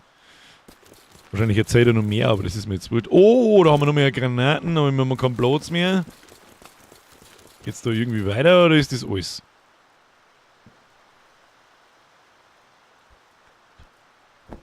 Ich frage nicht, was ein Arboretum ist. Das sparen wir uns. Geht's jetzt da noch weiter nach oben gingen ein Haufen Dinge. Wir brauchen einen Safe Room, Kinder. Den nächsten Safe Room, den holen wir uns noch. Habe ich die Lampen dabei? Natürlich nicht. Man gebe mir!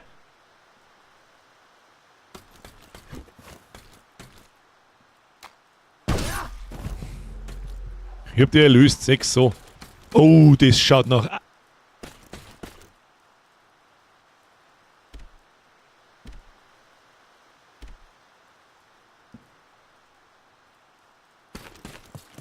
Das ist auf den Schützengrom gerichtet. Oh. Oh. Oh. Dann ist er jetzt Artilleriegeschütz wahrscheinlich woanders hingerichtet. Scheint auf den östlichen Reservegraben ausgerichtet zu sein. Zurzeit nicht. Ja, okay. Ja, okay. Gibt es da irgendwas anderes außer die Artilleriegeschütze? Schalten wir das einmal noch auf. Muss ich damit interagieren? Nein. Also 4 Granaten brauchen wir offensichtlich. Oder 5? Nein, 4. 4 Granaten brauchen wir insgesamt zum Finden. Da können wir uns dann wieder Wege aufschießen und da bin ich dann gespannt, wie das gemacht ist. Weil du die ja da volle Kanone verdorren kannst. Wenn du Pech hast. Aber irgendwann muss doch da jetzt ein Safe Room in der Nähe sein, oder? Ha, was sag ich denn? Was haben wir denn da? Jetzt werden wir erstmal Kiste, Inventarmanagement betreiben. Gewehr weg, Schrotflinten behalten wir uns. Messer behalten wir uns auch. Feuerzeug weg, das weg. Mehrere Kippen kann man mal finden. Da müssen wir Sachen verkaufen wahrscheinlich. Einmal so Stoff, Graben, Schaufeln und den ganzen Scheiß, damit wir 2 mehr Slots haben. Das schaut eigentlich ganz gut aus. Schaden haben wir schon wieder gefressen. Was haben wir da? Reparaturantrag, den lese ich jetzt nicht mehr. Das sagt der was ist. Pistolenpatron. Benzin. Chemikalie. Und mehr scheint hier drin nicht zu sein. Das legen wir auch gleich wieder alles ab. Weg. Passt. Bitte speichern. Ja. Meine sehr verehrten Damen und Herren. Das war Conscript. Das ist fast ein bisschen schade, dass wir heute 1,5 Stunden lang verblödet irgendwo umeinander gelaufen sind. Das ist nämlich ein richtig gutes Spiel. Und es könnte sein, dass mir das sogar stickt, dass ich es offstream fertig spiele. Also nach der Sommerpause greifen wir das nicht mehr, außer wenn ich es nicht spielen soll. Das ist fast ein wenig schade. Was hat denn das Playtime? Weiß das jemand? Das würde mich interessieren. Zurück zum Desktop. Wir haben gespeichert, nicht gespeichert, der Fortschritt. Ja. Da muss ich jetzt schnell schauen auf How Long to Beat. Conscript. Habe ich mit Sicherheit nachgeschaut, wie ich mich dazu entschieden. 12 Stunden. 12 bis 16. Normalerweise bin ich immer mit dem Stream immer dazwischen. Also wenn wir so 14 brauchen, da haben wir noch nicht recht weit. Weiter spulen, wir wollen wissen, wie der Krieg ausgeht. Echt schade, dass der Durchgang bei den Tunneln nicht blinkt haben. Ich find's... das kann man... Wenn ich jetzt ganz extrem streng sein wollen würde, dann würde ich das auch bemängeln. Aber ich finde... Oder ich bin mir relativ sicher, so fühlt es sich zumindest an, der Entwickler hat sich was gedacht dabei mit dieser Lampe. Mit der Lampe sägst du das nämlich, dass da unten ein Durchgang ist.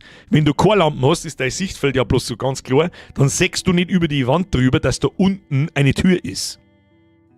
So gesehen, ich sag das lieber eher aus der Entwicklersicht, der will das so, dass das so ist. Und dann ist das Spiel einfach mal schwer. Ja, das ist... Da merkt man richtig, wie man in die letzten Jahre oder Jahrzehnte mittlerweile ja schon als Spieler für komplett dumm gehalten wird, weil der in alle anderen Spiele blinkt irgendwo was oder gerade das nicht auf der Minimap eine Punkterlinie irgendwo hinführt, wo du hingehen musst und so weiter und so fort. Deswegen finde ich das ganz okay.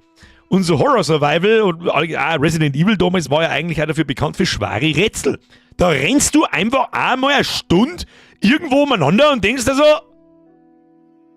hey, komm mal weiter, ich flippe jetzt gleich aus. Und das war da so. Und das ist okay, um ganz ehrlich zu sein. Da ist ja kein Kantenmaler nicht dort hinten. Das ist absolut recht. Das ist okay. Wir sind auch nicht blöd, aber der Durchschnitt ist einfach viel depperter geworden. Ich denke gar nicht so weit, dass das sein kann.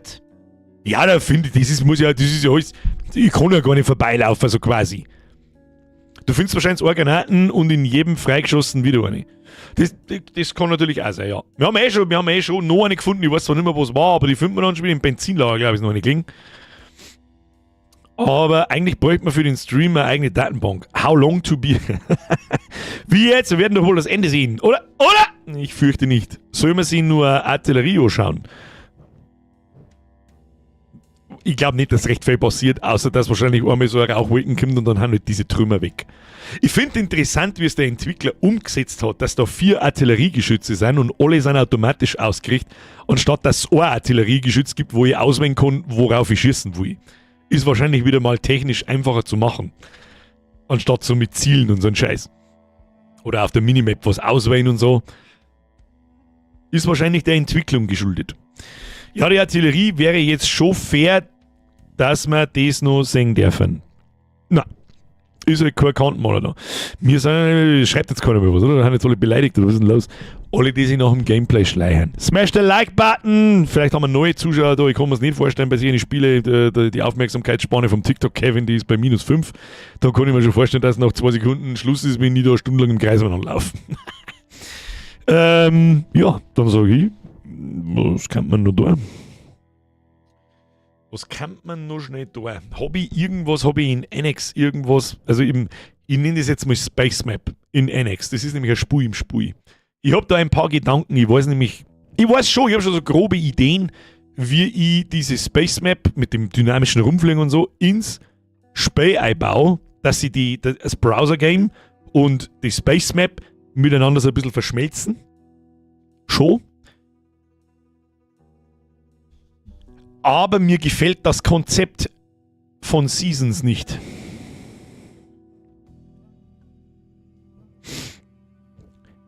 Ich habe Gedanken, ein dauerhaftes MMO da draus zu machen.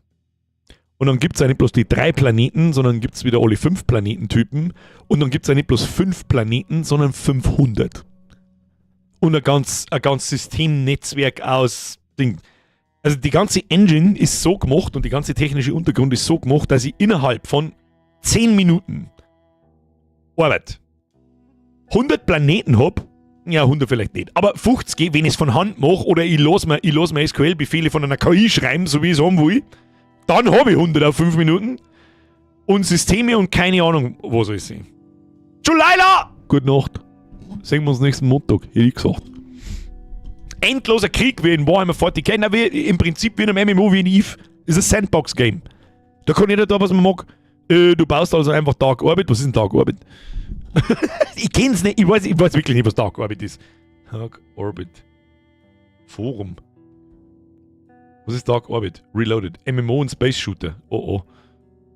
Oh Mann, der schaut schon wieder viel cooler aus wie meiner. Aber kann sein, dass da vielleicht eine wirkliche...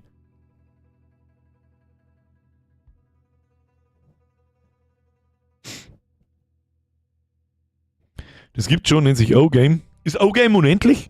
Oder gibt es da Runden?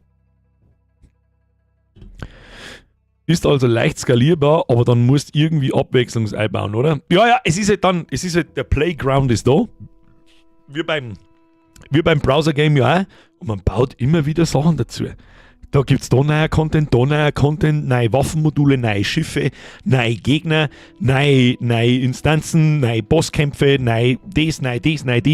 Dann überlege ich schon die ganze Zeit, wie ich Exploration da einbaue. Oder ein kleines Hacking-Minispiel einbaue, so wie es auch in EVE ist, wo man bestimmte Mats kriegt, das Mining kommt, PvE-Schiffe killen kommt und so weiter und so fort. Du hast immer was zum tun. Dark Orbit war geil. War geil oder ist geil? War Dark Orbit live mit Steuerung und so weiter? Ich sehe da gerade einen Screenshot, ich kann es nicht einschätzen, wie das tatsächlich funktioniert. Muss ich schnell ein Video schauen. But.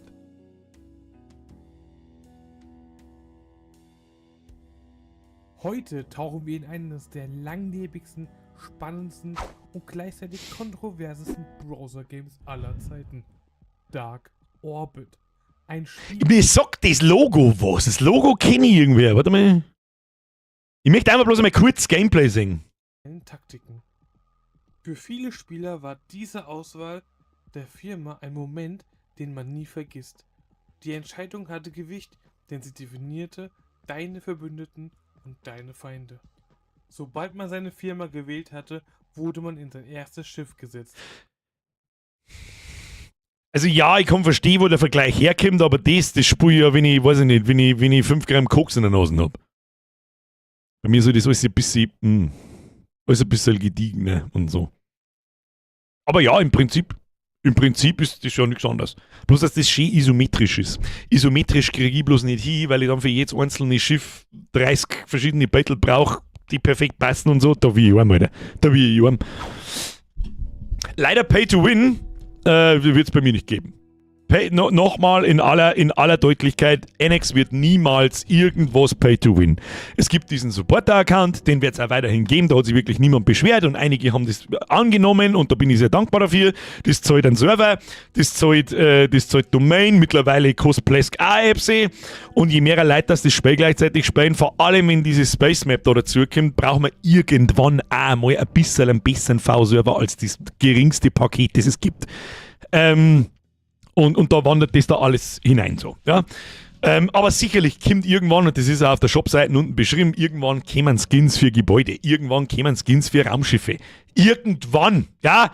Jetzt, wie lange rede ich von dem Spiel? Seit 2014. Ich denke noch nicht mehr drüber nach, wie das technisch überhaupt funktionieren soll. Erst einmal möchte ich ein funktionierendes Spiel, das in sich geschlossen ist und halbwegs so funktioniert, wie ich mir das vorstelle. Da ist immer noch ein weiter Weg hin, aber wir haben auf sehr gutem Wege. Sehr gutem Wege. Vor allem, ich glaube, dass das mit der Space Map richtig gut funktioniert. Und wenn es für PvP nicht gelangt, meine Programmierskills nicht gelangen, dass das sauber flüssig ist und nicht ruckelt und der Server der kreit und so. Das könnte man halt schon vorstellen, dass ich da irgendwann mittendrin an eine Grenze stoße. Dann muss man es irgendwie instanzieren, weil mit ein paar Schiffen geht's richtig gut. Richtig, richtig gut. Also wenn da 5 Schiffe auf dem Grid sind oder so, ich glaube, das funktioniert richtig gut, dass da nichts verruckelt und so weiter und so fort und funktioniert, wie es soll. Und sobald es dann mehrere werden, kann es halt irgendwann mal in die Knie gehen.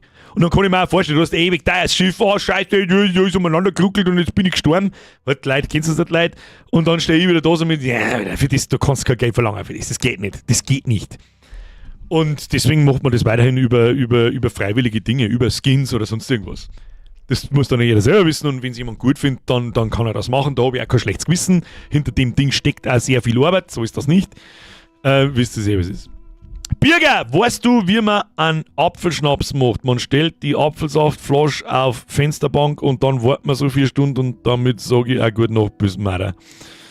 Erich, danke für diese Informationen. Ich glaube nicht, dass es so funktioniert, aber das werden wir schon hinkriegen. Ich schlaf gut. Irgendwann sind wir alle eins. Fragezeichen. Irgendwann sind wir alle 100. Was meinst jetzt du wieder? Warum nicht für ein gutes Spiel kein Geld verdienen?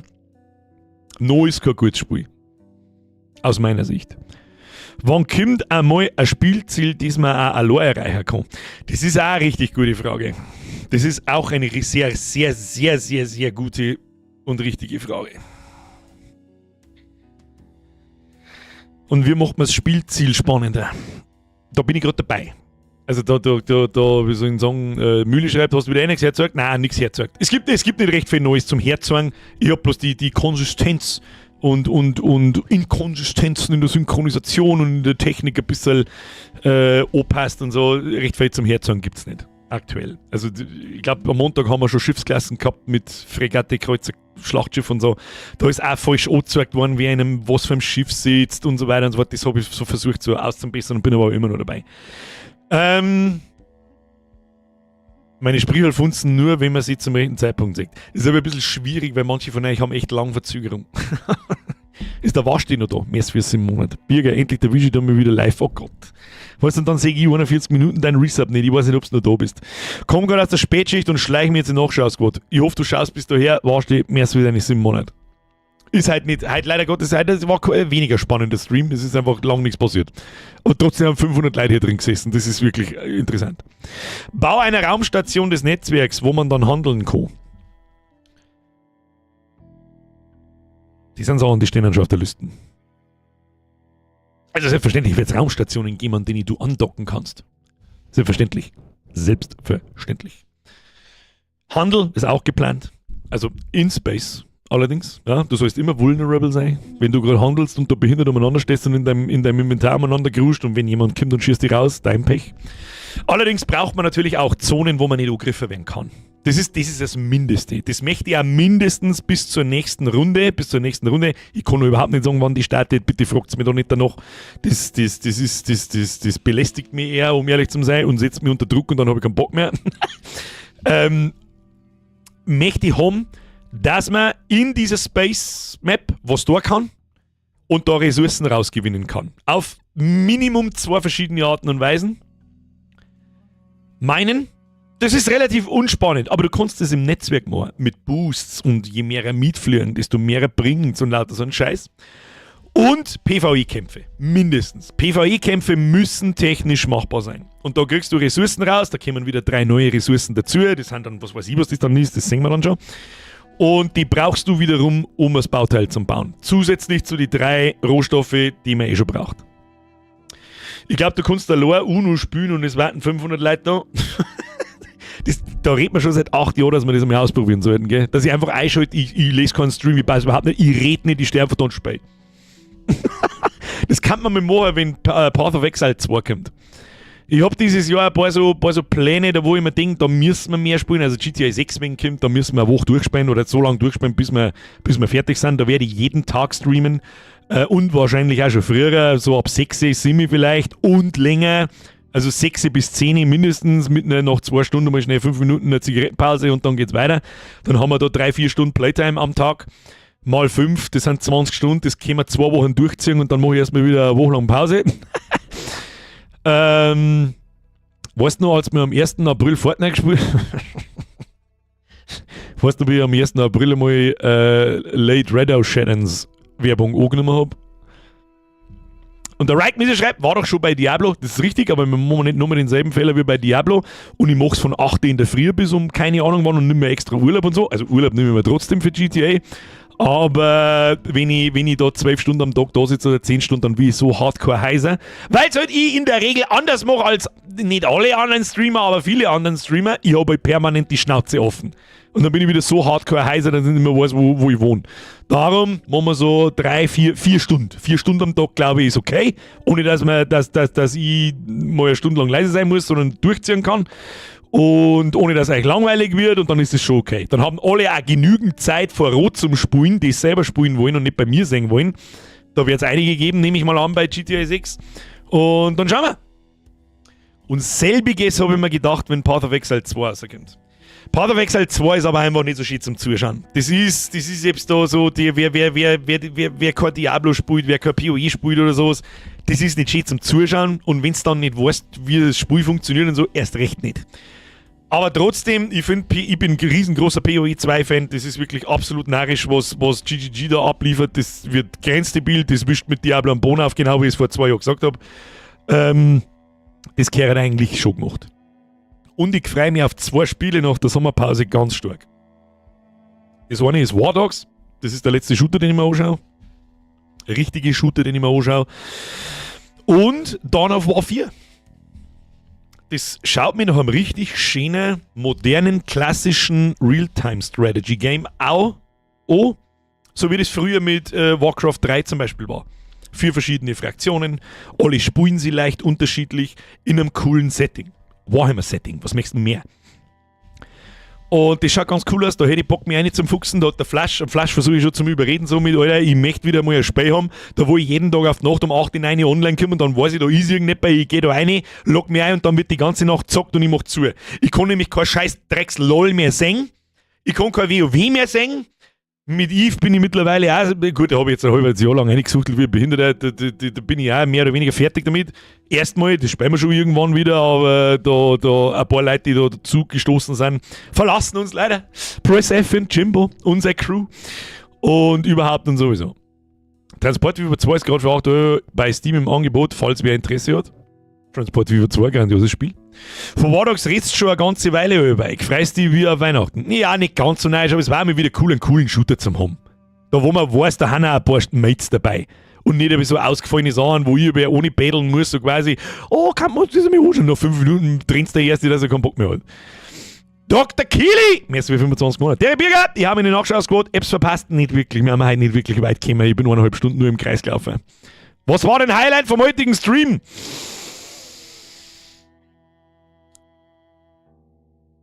Was haben dein Mom und der Erste Weltkrieg gemeinsam? Grabenkeule? Was war der andere? Was springt von Baum zu Baum und Trebfett? Ein Sorgkatzel? Das war's. Das war's. Sonst ist nicht recht viel passiert heute, leider. Sonst ist einfach nicht recht viel passiert.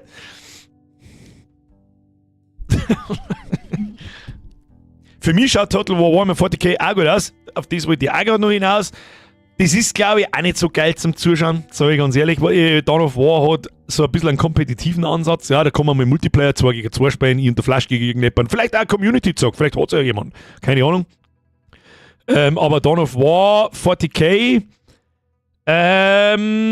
nicht Dawn of War, was labert ich denn? Total War 40k schaut auch gut aus, werden wir auch spielen, weil das interessiert mich auch auf Stream. Das ist Total War Games, vor allem die Warhammer-Spiele habe ich alle 3 gespielt, die haben alle 3 richtig gut. Mir gefällt bloß die DLC-Politik nicht so ganz gut, aber mei, ich tat's nicht anders. Was wird da erin nur ein Running Gag, Wölfchen? Mülli, wie lange bist du dabei? Ich glaube, der Running Gag existiert seit 2019, seit ich die VR-Brain gekauft habe. Das ist schon ein Running Gag, lang vor deiner Zeit. Lang vor deiner Zeit. Stimmt eigentlich, weil er es ums Verrecken nicht spielen will. Ich merke schon irgendwann, aber die scheiß VR-Brühen ist einfach Scheißdreck. Das ist einfach Scheißdreck. Ich habe weder Bock, das Ding aufzubauen, noch im Sommer aufzusetzen, noch generell aufzusetzen. Ich möchte sitzen beim Gamer, beim Zocken. Darum bin ich Gamer geworden. Das heißt, ich mag nicht umeinander fuchteln und schwitzen. Ich schwitze schon im Sitzen, Alter. Da mag ich nicht auch noch mit dem Ding umeinander fuchteln wie Volldepp. Muss wird gespielt, wenn der Carport fertig ist. Richtig. Ich habe immer noch keinen Carport bei mir im Garten drin. Habe ich immer noch nicht. Wo ist der? Verstehe ich nicht. Auf Dawn of War 4 warte ich schon sehnsüchtig. Der Ezekiel, ja, guter Mann mit Geschmack. Ich kann auch noch nicht sagen, ob es gut ist oder nicht. Ja, aber wir werden es ausprobieren, schauen wir uns die Kampagne ein bisschen an und dann können wir auch mit Multiplayer spielen. Vielleicht gibt es da Free for All oder so. Kann man mal einen Community-Zock draus machen. Außerdem ist es so fucking Warhammer. Und ich mag Warhammer. Und darum werden wir uns das anschauen. Bin ja von Anfang an dabei, seit dem Risi 2 Remake, war lecker, Alter. Aber ich war eben nicht jedem Stream dabei und am Anfang war ich hauptsächlich Start. Das war jetzt auch kein Vorwurf, Milli. Aber da du weißt, dass da alles begonnen hat mit dem Resident Evil 2 Remake und im Februar 2019, das musst du dir mal vorstellen, Alter. Jetzt ist dann 2027.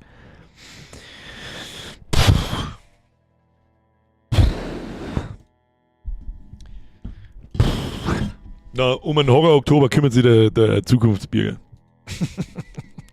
Um den Horror-Oktober kümmert sich der Zukunftsbürger. Ja, sonst gibt es eigentlich nicht recht viel zum Verzeihen. Männer und Frauen auch natürlich. Wir nähern uns der Sommerpause. Ich kann es nicht fassen. Ich sag's jedes Jahr. Aber noch nie hat sie sich so heftig angefühlt. Ich hab das Gefühl, das letzte halbe Jahr, seitdem die ganze Scheiße passiert ist, die ich im Februar erzählt habe, das ist einfach. Was war im März, was war im April, was war im Mai, was war im Juni? Außer, dass ich kurz alt geworden bin und mehr weiß ich nicht mehr. Was war die letzten 4 Monate, Alter?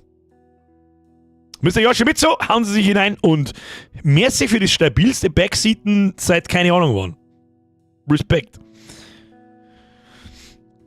Hast du auch das Gefühl, dass jedes Jahr schneller rumgeht? Ja, aber das Jahr, aber normalerweise so ein bisschen gleich. Viel schneller wie früher, aber gleich. Aber das Jahr bis jetzt.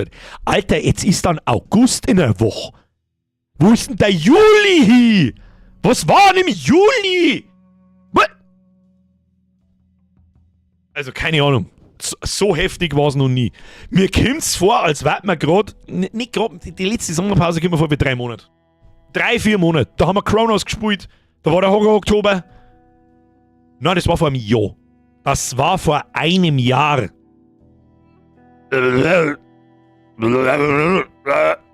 Was? Das ist narrisch. Das ist was da habe ich auch richtig zum Kämpfen damit so ein bisschen. So, mal Real Talk, wie es die anderen Spackos nennen. So, da habe ich ein bisschen zum Kämpfen damit, wenn das so schnell vergeht. Es passiert nichts. Wie soll ich sagen, ist das normal als Erwachsener so? Irgendwann dann so ab 30, 40. Es passieren keine so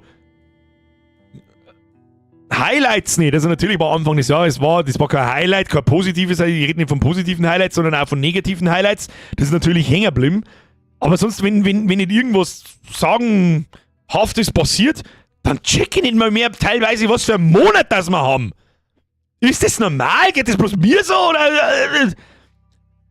Für mich ist 28 gefühlt 3 Tage her, wird das Jahr 36 im Oktober. Holy shit. Ja, ich bin vor eineinhalb... Ich habe umeinander gebeten, jetzt willst du ein alt, jetzt willst du ein alt, jetzt willst du ein alt. Das war doch gerade. Nein, das war vor 1,5 Monaten. Ich habe vor 1,5 Monaten bin ich fucking 40 geworden, Alter. 40! Fühle ich mich wie 40 bestimmt nicht. Schau ich aus wie 40, glaube ich auch nicht. Das war vor 1,5 Monaten, Alter. Erste Male gibt es halt nicht mehr. Und das ist also ein bisschen meine Theorie, Herr Burning Crusade.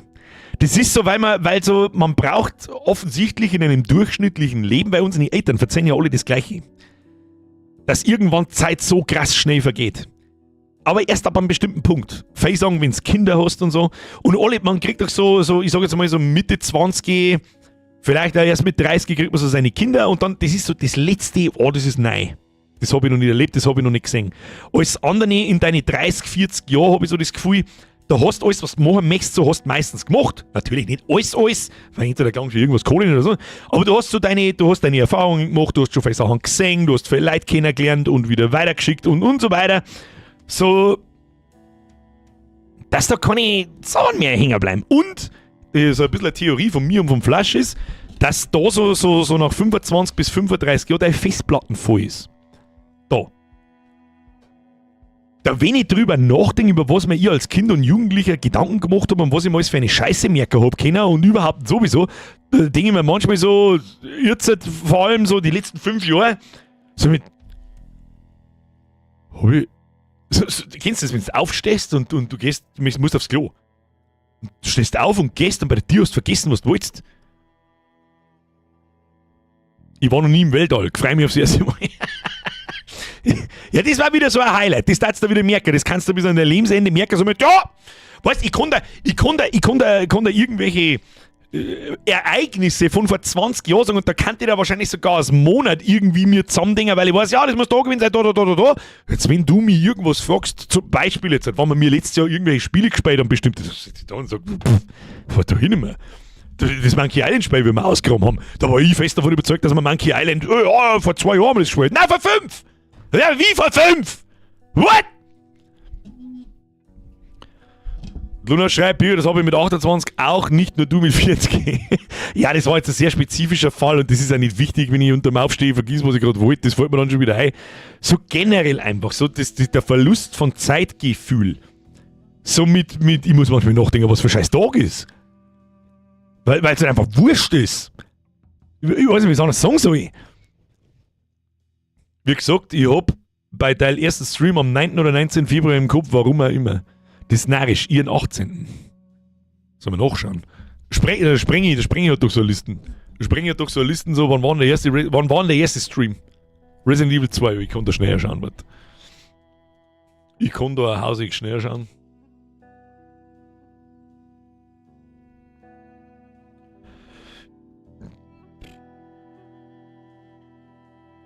Vielleicht auch nicht.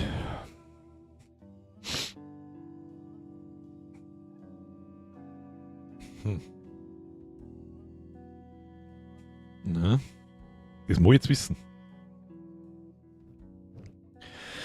Februar 19, ja, das weiß ich schon am... Schau her. Und schon haben wir wieder beim Fahrtor. Ich war schwer davon überzeugt, dass das Februar war. War es anscheinend nicht, war der 25.01.2019. Kruzifix. Ich weiß immer, wann Sonntag ist, dort die ganze... War tatsächlich im Januar. Ich war jetzt auch fest davon überzeugt, es war im Februar. Kruzifix. Die Luna weiß oft nicht mehr, was vor 3 Minuten gemacht hat. Ja! Ja! Und dieser Arschloch, das ist ein Witz, der ist 8 Jahre alt, Alter. Genauso wie die ganze Franziska-Kacke und der Leberkäse-Schmarrn und so weiter und so fort. Natürlich war das lustig, aber das ist alles so lang her, Mann. Das ist wirklich irre, dass immer noch so viele Leute da in die Streams sind, die Community so aktiv ist, dass das immer noch ist, wie es ist. Ich feiere es für gescheit, sag ich, wie es ist. Ich hasse euch zwar auf den Tod, aber ich mag euch auch irgendwo. Irgendwo zwischen den Zeilen kann ich dem Ganzen da auch was Gutes abgewinnen. Der Geibe schreibt, mein bestes Mittel- bis Langzeit-Erinnerungstool ist meine Galerie am Matchphone. Da sehe ich Beutel und weiß sofort, was da war und warum das Foto entstanden ist. Wir beim Album schauen früher mit der Mann. Das ist vielleicht gar nicht blöd, das tue ich ja auch mittlerweile. Ich hab ja nie ein Handy dabei. Ich habe ein Handy, ja, das liegt da, das brauche ich, damit ich einen scheiß PIN mir generieren lassen kann, wenn ich irgendwo Geld überweise. Das ist alles. Aber mittlerweile fotografiere ich so Sachen, wenn wir Terrasse herrichten. Mach einmal ein, zwei Fotos. Wenn wir beim Grillen hocken, mach einmal ein, zwei Fotos. Wenn wir da und da. Und wenn ich dann durchscroll, dann weiß ich es nämlich auch. Aus irgendeinem Grund habe ich nämlich ein relativ gutes Bildgedächtnis halt einfach. Ich sehe das da und dann kann ich mich daran erinnern. Aber so, wenn ich einfach da sitze und überlege, so, wann haben wir das letzte Mal gegrillt? Ist noch nicht lang her, das war vor 2 Wochen oder so. Dann kann ich das nicht sagen, war das am Freitag, war das am Sonntag, wer waren da eigentlich da? Weiß ich nicht mehr. So, als Daten die Ereignisse verschwimmen und warten schon ewig her. Sind sie aber nicht. Das ist ganz komisch. Ein fotografisches Gedächtnis, man erinnert sich erst, wenn man das Foto sieht. Nennt man das so? Ja, keine Ahnung, da habe ich einfach dann auch das Beitel in meinem Kopf wieder, wie ich da gesessen bin oder da gesessen bin oder sonst irgendwas. Ich bin jetzt seit 2018, 19 irgendwo in die Streams dabei, weiß ich auch nur, weil ich die immer mit einem Späßel angeschaut habe und Ende 19 umgezogen bin. Ja, ich habe auch vor Januar 19 schon gestreamt, aber immer nur Freitagnachmittag. Wo ist denn der Stefan eigentlich hingekommen? Der begert da hier Freitag 14 Uhr Stream, wo? Blätschmerz 14 Uhr Stream, wo? Das liebe Tagebuch von früher ist das Handy geworden. Ja gut, ich habe früher auch kein Tagebuch geführt. Da habe ich es mir aber einfach merken können. Da war aber auch alles neu, da ist irgendein Scheiß passiert, haha, nein, lol. Jetzt, wenn sich irgendjemand weht, habe ich schon 2 Mal gesehen, muss ich nicht mehr lachen. Der Cyber schreibt, das Gefühl, dass die Zeit schnell vergeht, kommt vom Alltag und Wiederholen gleicher Tätigkeiten. Man soll öfters neue Sachen machen, dann fühlt es sich besser an. Gab da mal eine Studie dazu, glaube ich. Das ist, ja, aber wie soll es das machen? Du bist als Erwachsener irgendwann in deinem Idiotentrott drin, du gehst nicht zur Arbeit und das Kinder. Das war's. Und dann fährst du vielleicht einmal noch im Jahr im Urlaub, ja, an den kann ich mich erinnern. Die kann ich da auch alle aufzeigen, was wir da so da haben. Da kann ich richtig schön fast jeden Tag wann haben wir wieder angefangen, in den Urlaub zu fahren? Und wann das? 2022, vor 4 Jahren. Da habt ihr ja auch alle mitgekriegt, wie ich dann begeistert war. Hier Moräne gesehen, hier, da Mantarauchen gesehen in Malle und keine Ahnung, was das für ein Scheiß. Und an das kann ich mich alles erinnern. Das ist alles, und das ist noch nicht lang her. So. Da hast du wahrscheinlich recht. Oder die Studie hat mit Sicherheit recht, so einfach mal was Neues machen. Und wenn es dir taugt, das weißt du erst, wenn du es da hast und das bleibt dann auch hängen. Da waren noch mehr Gehirnzellen intakt. Nein, ich glaube, an dem liegt es nicht. Das hat auch mit dem Alter nichts zu tun. Das klingt für mich schon auch so, du bist da in deinem Alltag drin und dann verschwimmen Tage, weil es immer das Gleiche ist. Dann kannst du nicht mehr sagen, ob du jetzt, was weißt du, nie in der Arbeit das am Dienstag, Mittwoch oder Donnerstag da hast, letzte Woche. Was weiß ich. Na, Alltagsscheiß, weil wir gezwungen haben dazu. Nennt man übrigens moderne Sklaverei. What it is. Birger, du musst mal im Handstand streamen und mit den Füßen spielen. Aus dem Alltag. Das hat ja mit der Streamerei nichts zum tun. Fliegst das Jahr wieder in Urlaub? Sie, Senior. Haben wir was gebucht, damit es der Nadine ein bisschen besser geht. Die muss fit. Die hat momentan wieder ein bisschen sehr stark zu strugglen mit den Dingen, die Anfang des Jahres passiert sind. Ja, das ist das schwierige Problem daran mit dem Festgefahren. Ja, du kommst da nicht aus und deswegen kommen, glaube ich, auch viele Männer und auch genauso die Weiber irgendwann so mit 40, 50 bist gespannt, so mit dem Moment damit, das stimmt, die letzten 20 Jahre, das war alles der gleiche Scheiß, nichts ist mehr aufregend und bla bla bla. Und dann entstehen Entscheidungen. Da bin ich fest davon überzeugt. Das ist alles bloß noch langweilig. Natürlich mag ich die. Ja, aber die letzten 20 Jahre, das ist einfach langweilige Scheiße, ich brauche was Neues. Der gute Tapetenwechsel, ja, so die Midlife-Crisis. Da fangen wir an, Motorrad zum Kaufen und sie fangen noch mal an, sie quer durch, weiß ich nicht, durch Belegschaft zum Fegeln. Oder die guten alten Stammtisch mitgehen. Die guten alten. Da hat es ja ganze 3 gegeben davon. Nennt man Midlife-Crisis. Ja, so kann man, ja, da habe ich ja gerade gesagt. Naja, it is what it is. Werden wir uns schon irgendwie durchprügeln. Was tut man sonst? So, das ist 5 vor 11. Meine Damen und Herren.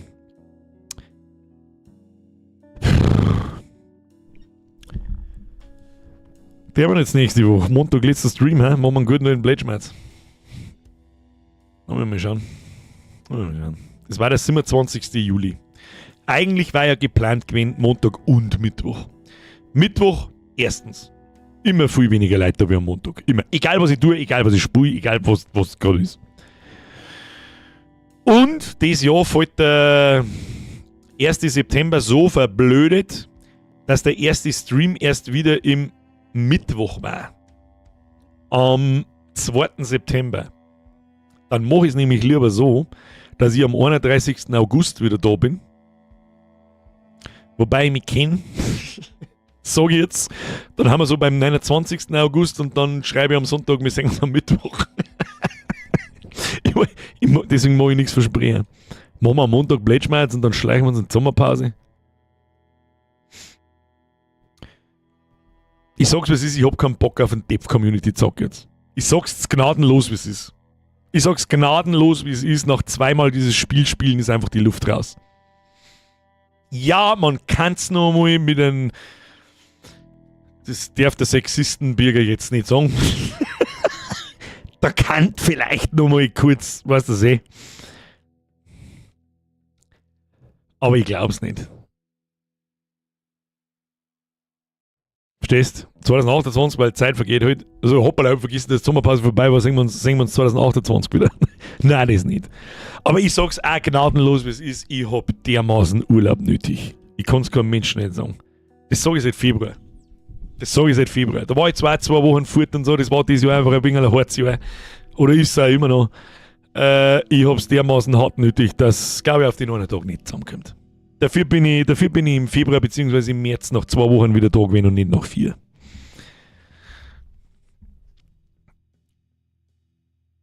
Und Bürgerin hat es auch nötig. Gut, Bürgerin interessiert nicht, ob ich streame oder nicht. Aber die hat auch früher Urlaub gekriegt noch. Wir haben eigentlich damit gerechnet, dass die erst in der 2. Augustwoche hat. Die hat auch schon in der ersten Woche wahrscheinlich sogar noch 2 Tage früher. Man fängt erst nach 3-4 Tagen, sich zu erholen. Das ist absolut richtig. Ich sage das für mich so, in der ersten Woche checkst du überhaupt nicht, dass er Urlaub war. In der zweiten fängst du dann an, die zu erholen. Und dann ist die zweite leider Gottes so schnell gar, dass die meisten da wieder in die Arbeit müssen oder was da müssen. Und du hast dich zwar schon erholt, aber nicht gescheit. Darum kann ich nur jedem auf diesem Planeten raten, nehmt euch irgendwann in einem Sommer oder wann für euch die lieblichere Jahreszeit ist, 3 Wochen Urlaub am Stück. Unbezahlbar. Das hätte ich ehrlich gesagt auch nötig, allerdings von der Arbeit, weil es mich nicht mehr gefreut. Ja gut, wen gefreut seine Arbeit? Wen gefreut seine Arbeit? Kein Menschen nicht. Und jeder, der sagt, ich gehe gerne in die Arbeit, halt dein Maul. Halt einfach dein Maul. Weil wenn ich dir 100.000 Euro im Jahr hinwirf, dann tatst du auch nicht, was du jetzt gerade tust, sondern tatst irgendwas anderes. Irgendwas anderes tatst und red keinen Scheiß nicht. So. Brezensalz! Mir ist für 64 Monate übrigens. Nachschau-Squad, Bierger-Programmer, nein, heute kein Programmer. Ich habe heuer 3 Wochen Urlaub, alles richtig gemacht. Spring schreibt, alles klar, ich nehme meinen Sommerurlaub dann zwischen Weihnachten und Silvester.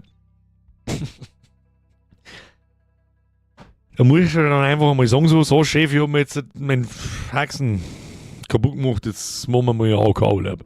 Nein, dann kommt wieder der März und sagt, du musst es am ersten Tag melden, dann sagt er, dass du nicht wirklich Bruder hast und lässt es einen Schmarrn. Der Mac Arrow schreibt, bin jetzt seit 2 Wochen in Kroatien, 3 war leider nicht drin. Das ist eben bei den meisten nicht drin. Das ist halt schade. In meinen Augen sollte das gesetzlich festgeschrieben sein, dass jeder irgendwie in der Lage ist, im Juli, August oder September 3 Wochen am Stück Urlaub zu nehmen und ihm das rechtlich zusteht. Dass der Chef sagen kann, was er will und du sagen kannst, am Arsch kannst du mir steigen. So schaut's aus. In Arsch, am Arsch, rundum geschleckt oder eingestiegen, mir wurscht. Ja, aber ich habe einen Transbeinbruch, der identifiziert sich als Bruch. Das muss, ja. Ja. Der Wieser schreibt, habe jetzt einmal einen Monat Urlaub gehabt, dir einen schönen Urlaub. Sag ich, merci, noch habe ich keinen Urlaub, wir sehen uns nächste Woche nochmal und dann muss ich auch noch ein wenig was tun und dann ist im ganzen August ist Schluss. Ganzer August ist Schluss. Und dann sehen wir uns am 31. August wieder oder am 3. September, je nachdem. Je nachdem. Muss man auch ein bisschen schauen, da kommen auch Spiele aus. Ich glaube am 3. September kommt der Straight ist, ja, das Vampir-Witcher-Dingsbums da. Da war es eigentlich perfekt, wenn wir am Montag Plätschmerz, bin wieder da und am Mittwoch fangen wir an mit dem Spiel und so.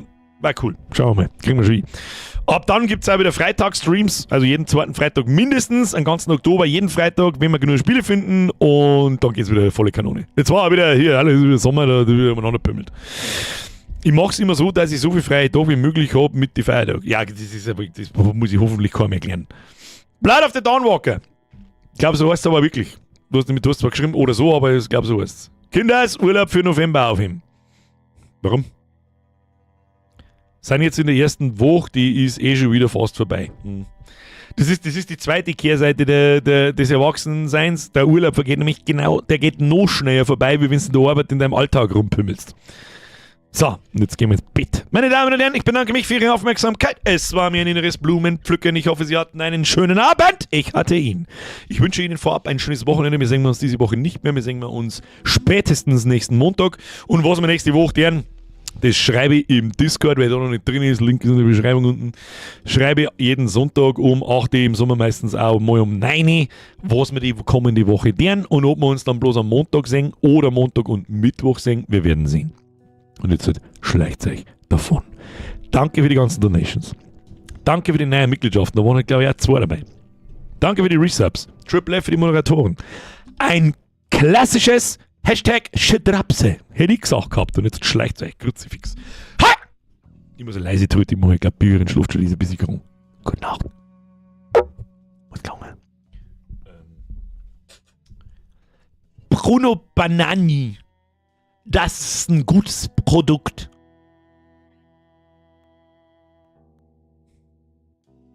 Okay, tschüss!